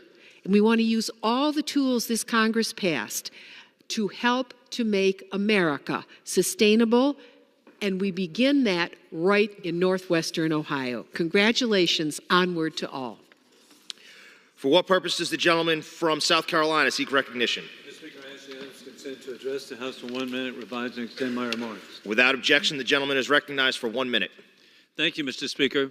Last week, the Joint Economic Committee reported that since Biden, the average family has seen a 21% increase in prices, costing them $22,000 in costs, $2,500 more for food, $4,500 more for housing, $3,400 more for energy, and $7,500 more for transportation. Corrupt Judge Merchan continues this shameful unprofessionalism to reveal all Americans can be targets of judicial abuse, while his blatant bigotry is re-electing Donald Trump. Yesterday, my son, South Carolina Attorney General Alan Wilson, hand-delivered to the judge an invitation for the judge to be my guest at the Trump inauguration. In conclusion, God bless our troops who successfully protected America for 20 years as the global war on terrorism moves from the Afghanistan safe haven to America. We don't need new border laws. We need to enforce existing laws. Biden shamefully opens the borders for dictators as more 9/11 attacks across America are imminent, as repeatedly warned by the FBI. We are grateful for the life of Gail Averett. I yield back. The gentleman yields. For what purpose does the gentleman from North Carolina seek recognition? Mr. Speaker, I ask for unanimous consent to address the House for 1 minute to revise and extend. Without objection, the gentleman is recognized for 1 minute.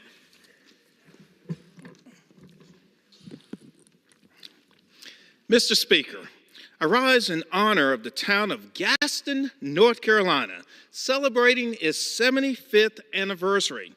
As the song Celebration played in the background, I joined Mayor Deborah Lee James, members of the Town Council, and residents from across the town to celebrate this amazing milestone. There was a parade, maypole rapping, drumline, and many fun activities. Town officials also cut the ribbon on the Dwight Hall Ballpark, demonstrating their commitment to its future. Celebrating Gaston's rich history and seeing the beauty of Eastern North Carolina was wonderful. I'm looking forward to celebrating many, many, many more years of this great town. Happy 75th, Gaston G75. Thank you, Mr. Speaker. I yield back. For what purpose does the gentleman from Georgia seek recognition? Ask unanimous consent to address the House for 1 minute and to revise and extend my remarks. Without objection, the gentleman is recognized for 1 minute. Mr. Speaker, I rise today to honor Mackenzie Connell for being recognized as one of the Atlanta Journal-Constitution's top 15 high school girl golfers in the state of Georgia. Mackenzie joins a very elite class of young women golfers. This selection process is highly competitive and includes every young woman in the Georgia High School Association. Since joining the Pierce County High School girls golf team, Mackenzie has won many prestigious honors. A few of these include being named the 2023 GHSA AA Player of the Year, the 2024 GHSA AA Area 1 Low Medalist, and a two-time 912 Sports Magazine Player of the Year. In both 2022 and 2023, the Pierce County girls golf team won back-to-back state championships. Mackenzie was an integral player on both teams. During the 2023 state championship golf tournament, she was named the GHSA State Low Medalist, where she shot a tournament low of 73.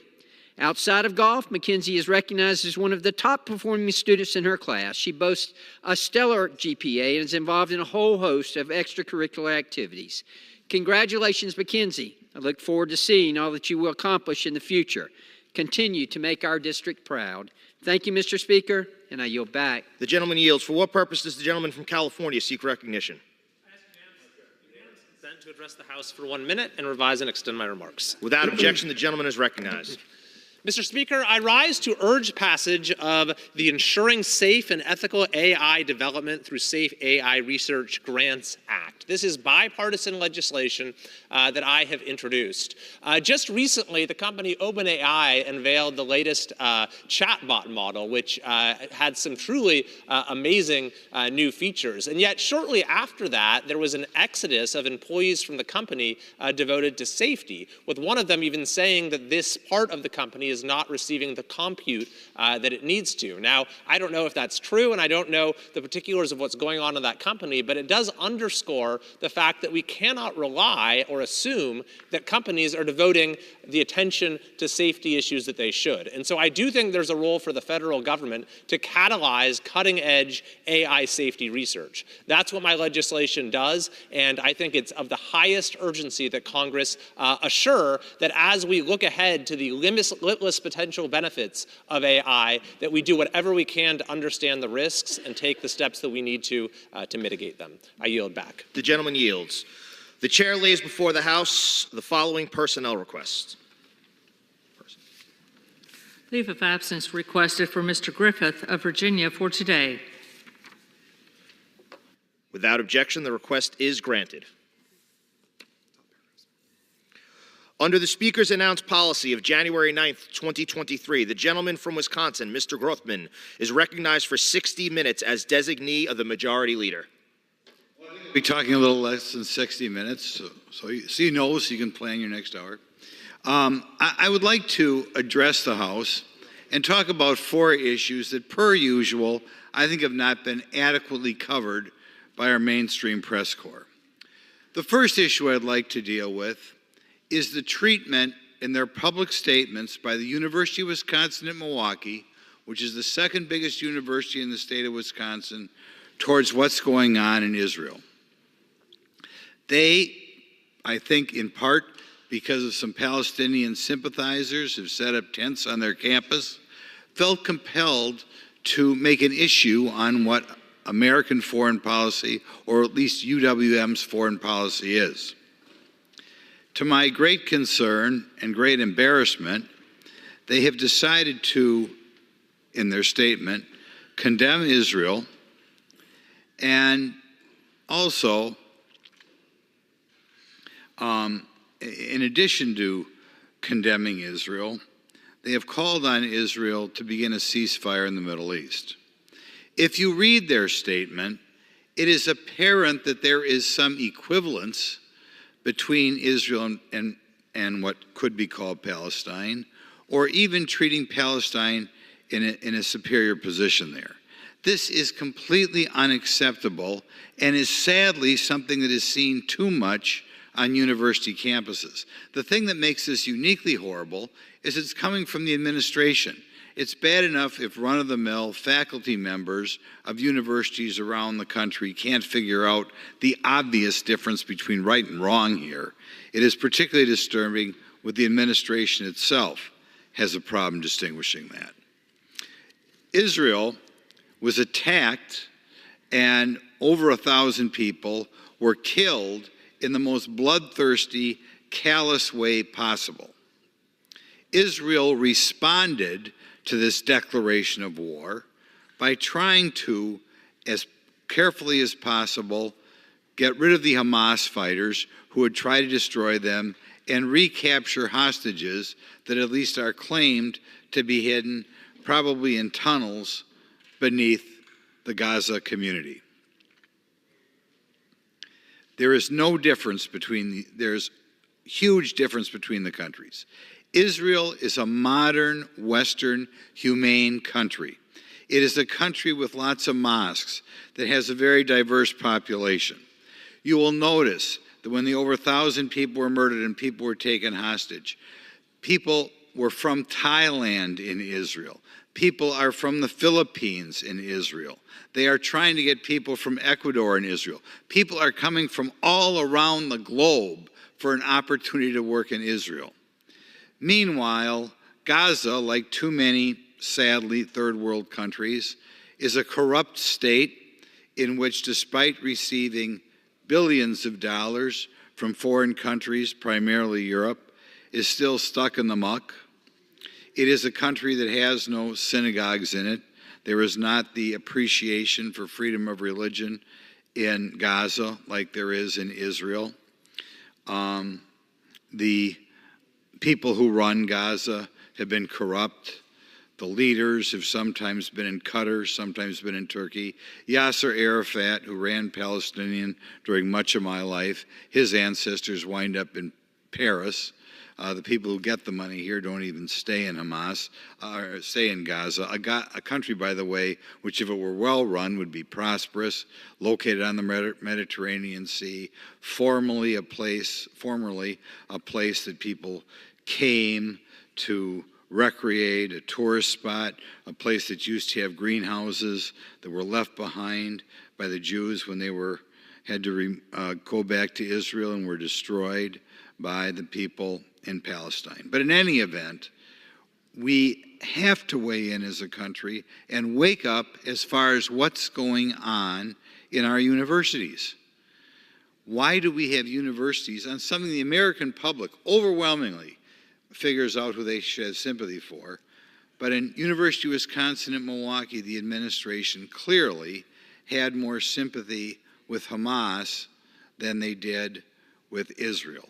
And something of great concern.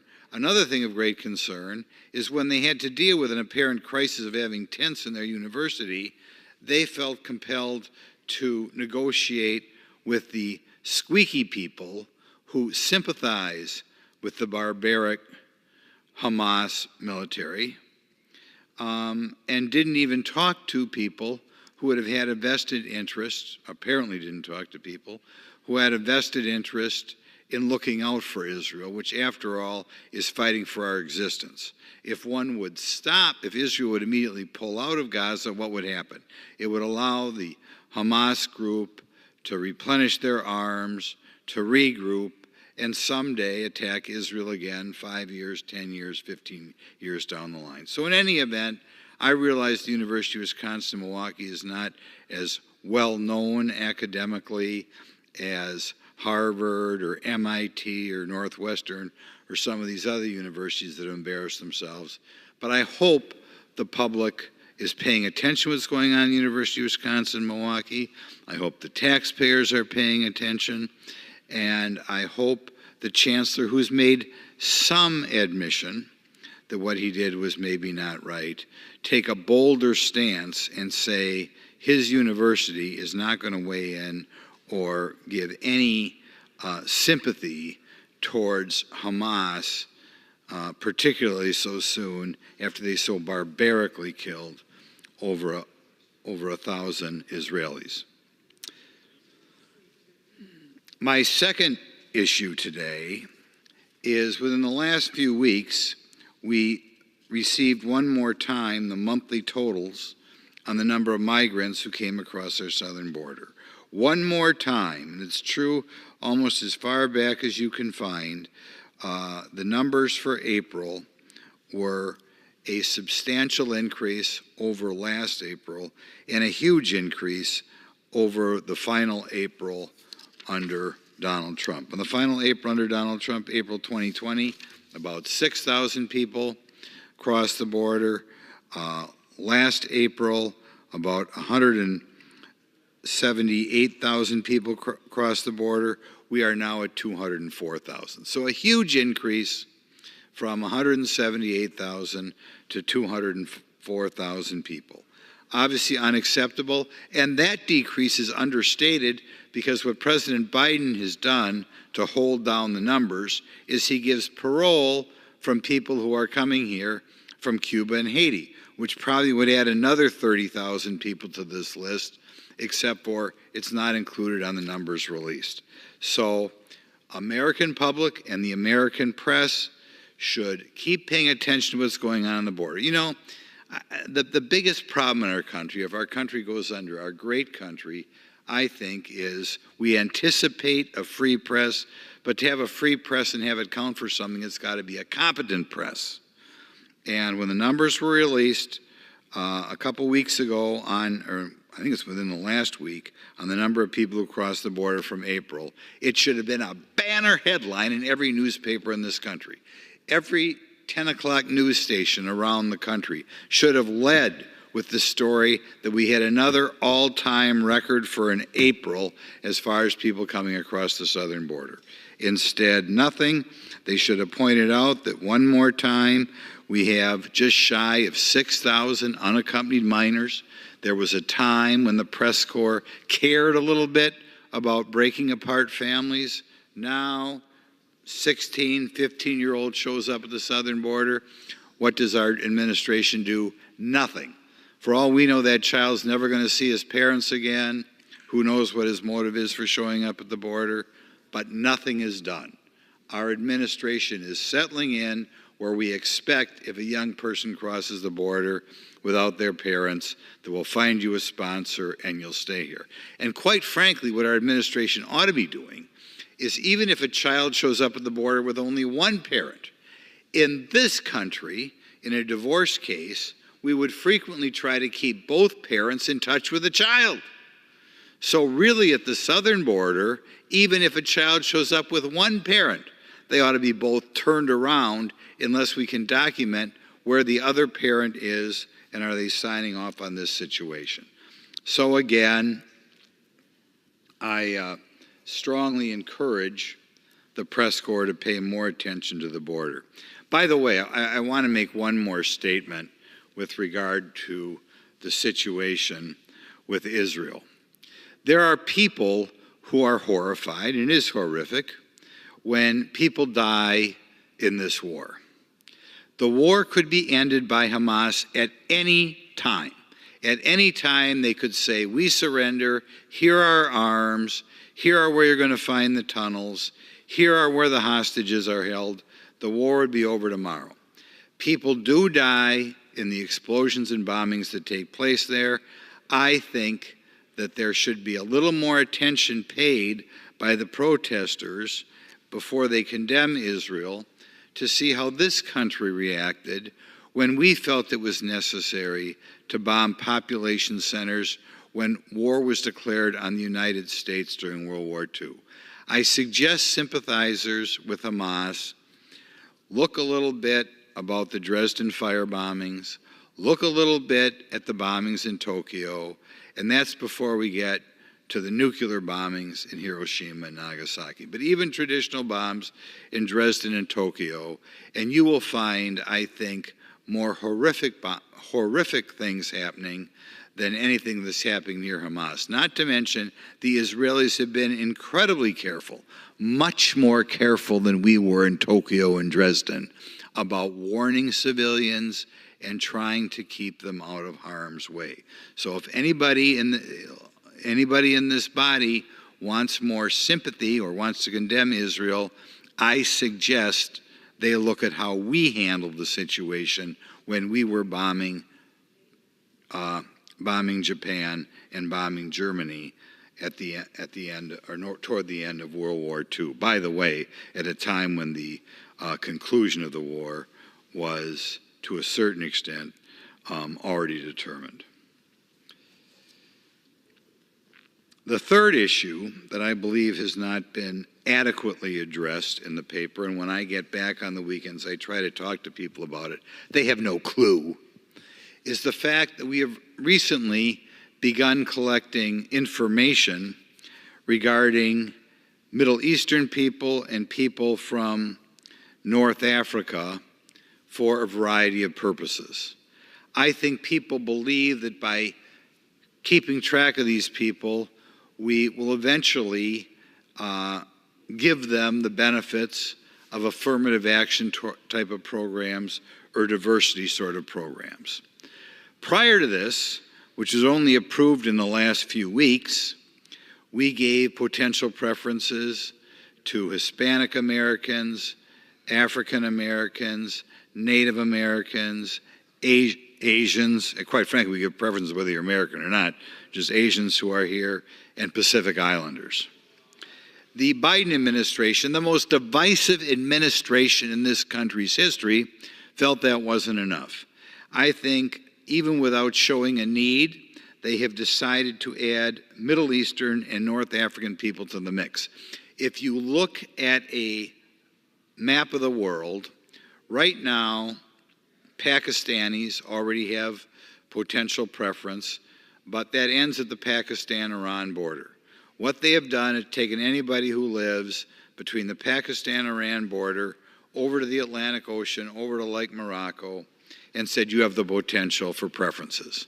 My guess would be, it would mean that right now, if you come here and open a business and your ancestry is from these countries, you would therefore, for example, get preferences in government contracting.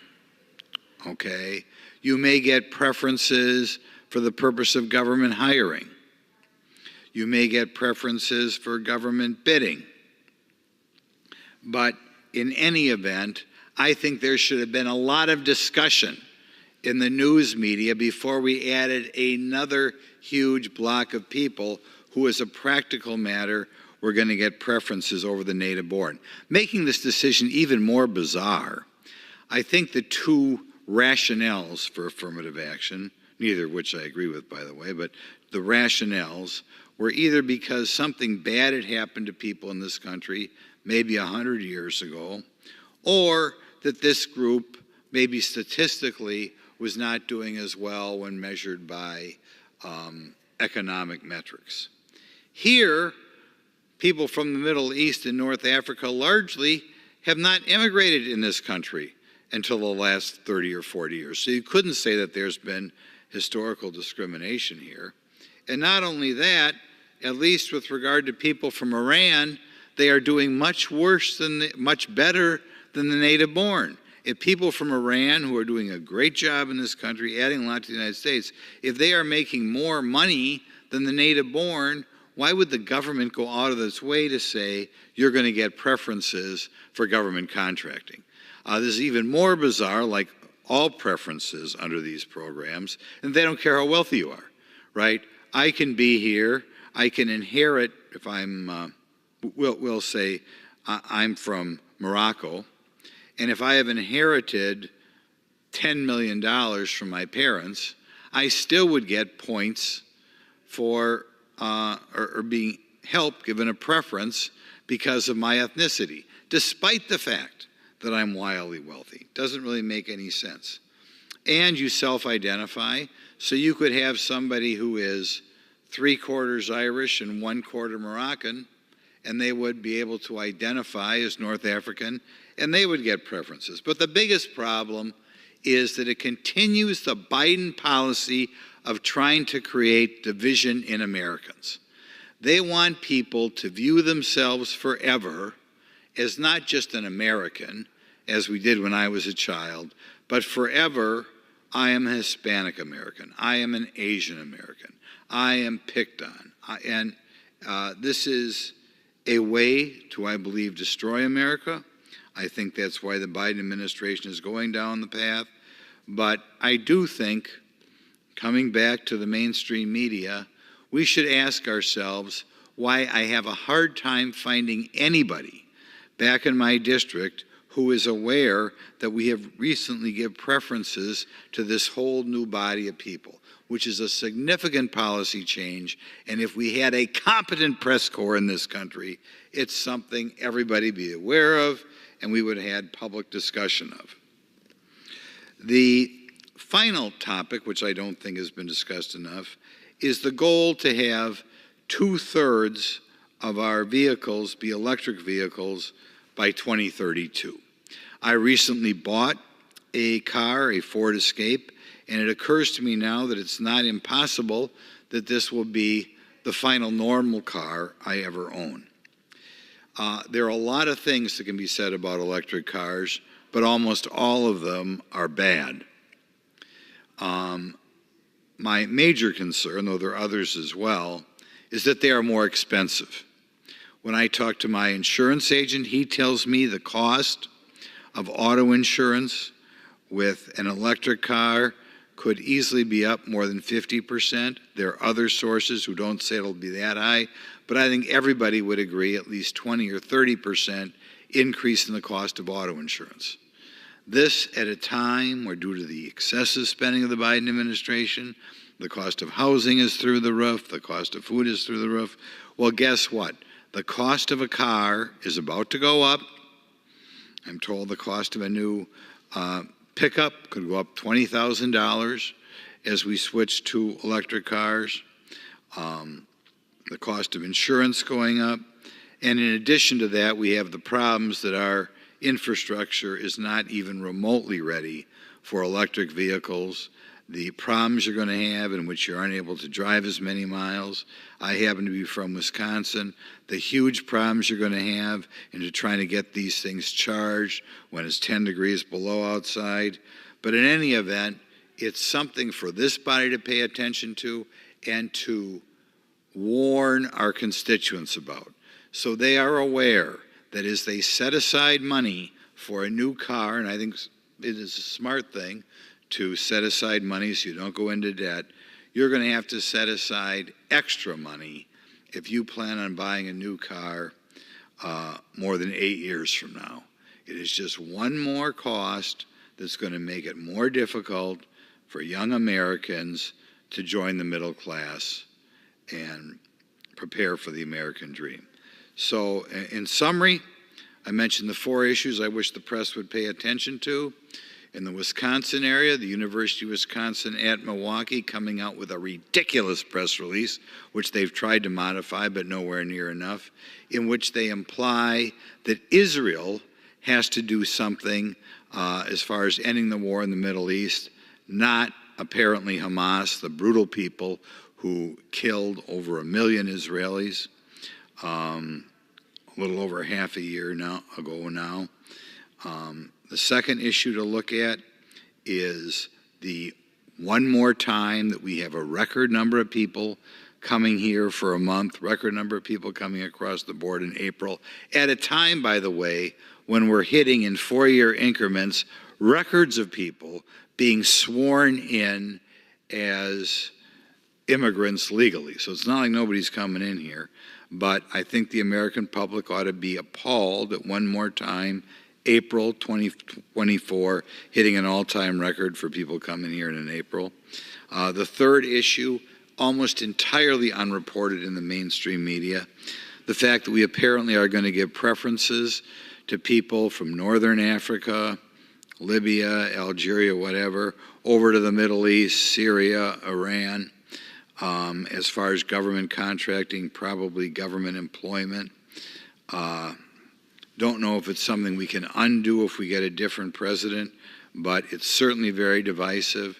With it comes a bureaucracy that will forever tell people from North Africa and the Middle East that you should identify not just as an American, but a Middle Eastern American or a North African American. And finally, I hope the press, as the clock winds down to 2032, warns Americans what they are going to have to expect as far as driving a new electric vehicle. So with that, I'll wrap up my speech and leave things to my good friend from Illinois. The gentleman yields back. Under the Speaker's announced policy of January 9th, 2023, the gentleman from Illinois, Mr. Jackson, is recognized for 60 minutes as the designee of the Minority Leader. Thank you so much. Thank you, my dear colleague. Mr. Speaker, I ask unanimous consent that all members have 5 legislative days to revise and extend their remarks and include any extraneous material on the subject of this special order hour. Without objection. It is now my privilege to address you.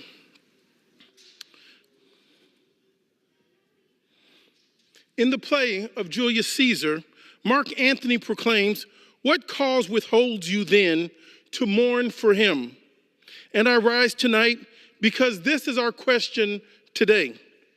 By what measure and according to what standard might we allow this week to slip between our fingers and not remember what happened on a street in Minneapolis on May 25th? What in all creation would justify our forgetting? A collective unconsciousness. We are summoned into this chamber tonight because George Floyd should be alive today. He should be enjoying the matriculation of his daughter from one grade to the next. He should be living out his days under the protections afforded to every American citizen, such as the presumption of innocence, equal protection under the law, and all of the 8th Amendment rights against cruel and unusual punishment. But tragically, none of what ought to be is true in the case of Mr. George Floyd. George Floyd is not alive. George Floyd was not protected. And George Floyd was not a victim of just bigotry and neglect. He was killed by the very institution employed to ensure his safety. But this is what happens when people don't see you as being someone and something worthy of protection. This is what happens when you are viewed as a threat and blackness is seen as a problem and not as a gift to the world. Indeed, what happened to Mr. George Floyd over a $20 alleged bill. They said there was a $20 bill that was counterfeited that had the assistance of 5 officers dressed in uniform in broad daylight to suffocate him. No one ever knows of what will happen to the alleged $20 fraudulent bill. What happened to George Floyd is a predictable outcome when the country you live in would rather build prisons than reimagine schools, would rather blame poverty on the poor but never question the gluttony of the rich, and would rather ignore the persistent evil of racism as if the record of our inability to honor each other's humanity has not already resulted in tragedy and death. The beaches of American history are cluttered with the bleached bones of the innocent needlessly slaughtered on the battlefield of this nation's preoccupation with subjugation and hatred. I remind you that Mr. George Floyd died in the new millennium. This isn't something of a tragedy I'm talking about from a century ago. This was the new millennium. And George Floyd deserved to be alive today. What happened to Mr. George Floyd is the rhyme that makes history, makes whatever we fail to be honest about racism, militarism, and indeed a destructive system. But we have gathered here tonight to answer Mark Anthony's question. There is no cause, and there are no foreseeable circumstances that would compel us to forget what happened to Mr. George Floyd.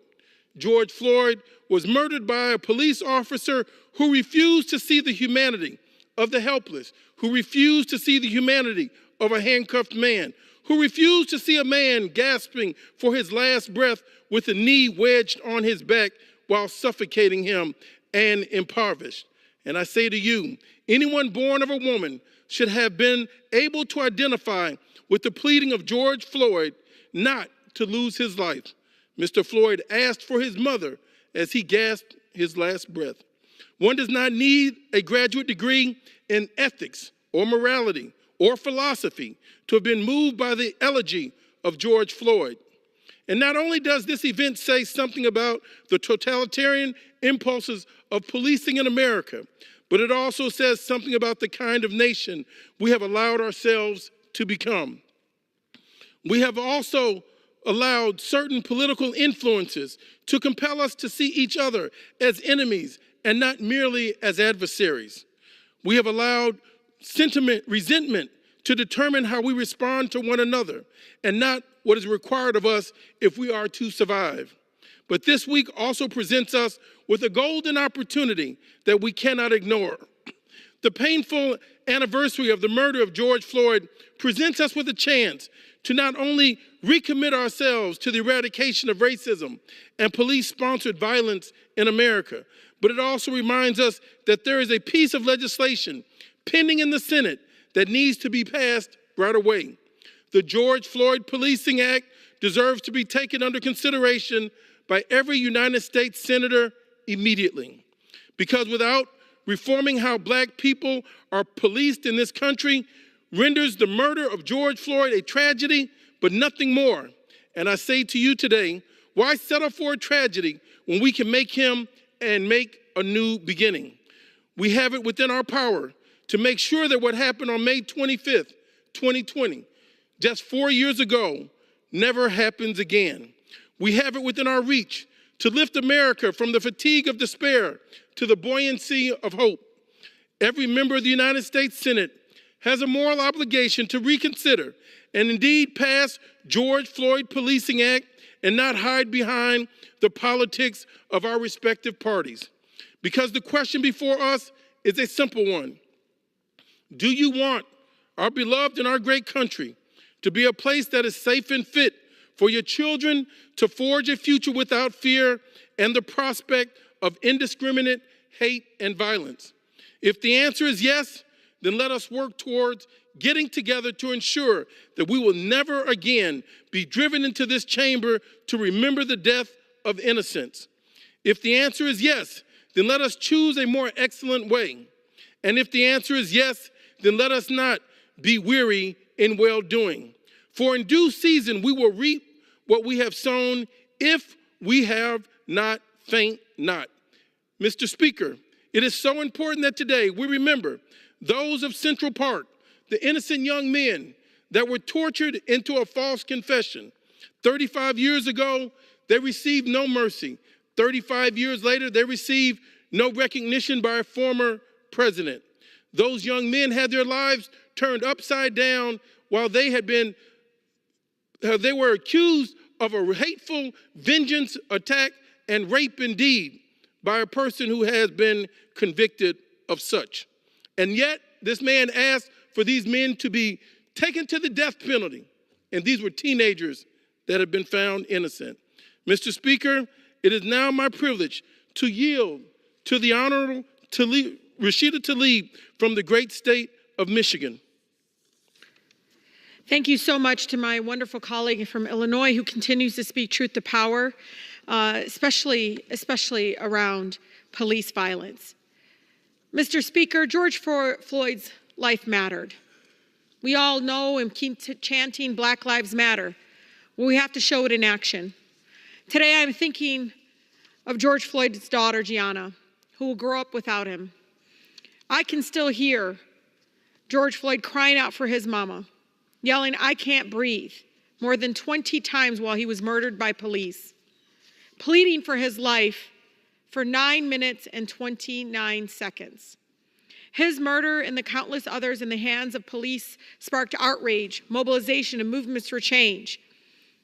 I saw from my own eyes right here on this House floor, watching Republicans and Democrats come together in passing the George Floyd Justice and Policing while it went to the Senate to die. His murder and the countless others in the hands of police require us all to understand the truth about what's going on in our neighborhoods and our communities.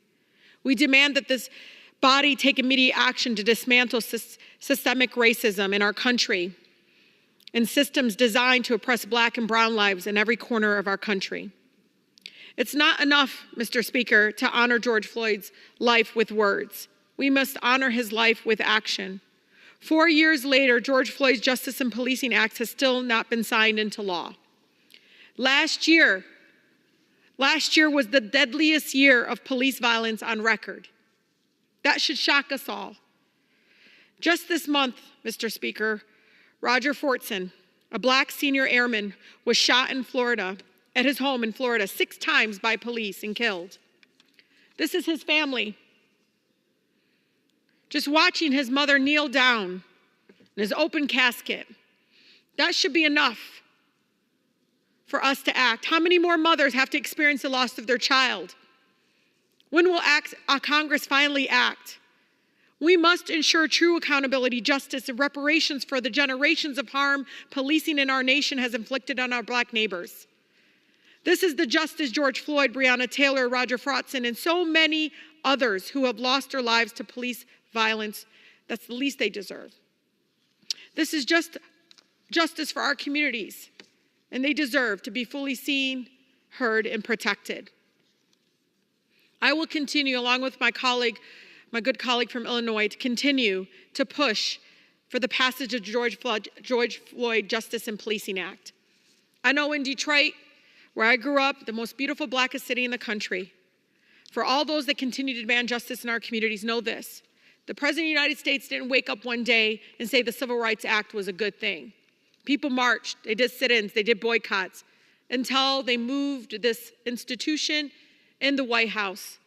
So we'll continue to march, we'll continue to demand that Black lives matter in our country.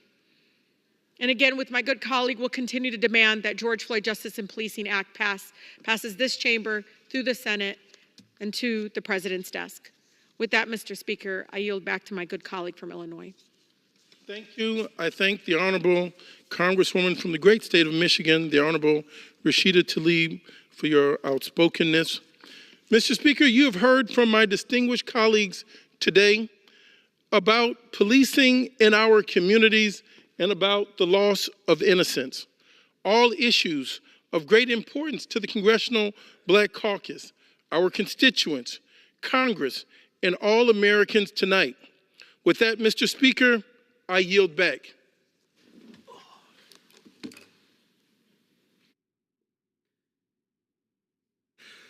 Does the gentleman have a motion? A motion to adjourn. The question is on the motion to adjourn. Those in favor say aye. Aye. Those opposed, no. The ayes have it. The motion is adopted. Accordingly, the House stands adjourned until 10 a.m. tomorrow for morning hour debate.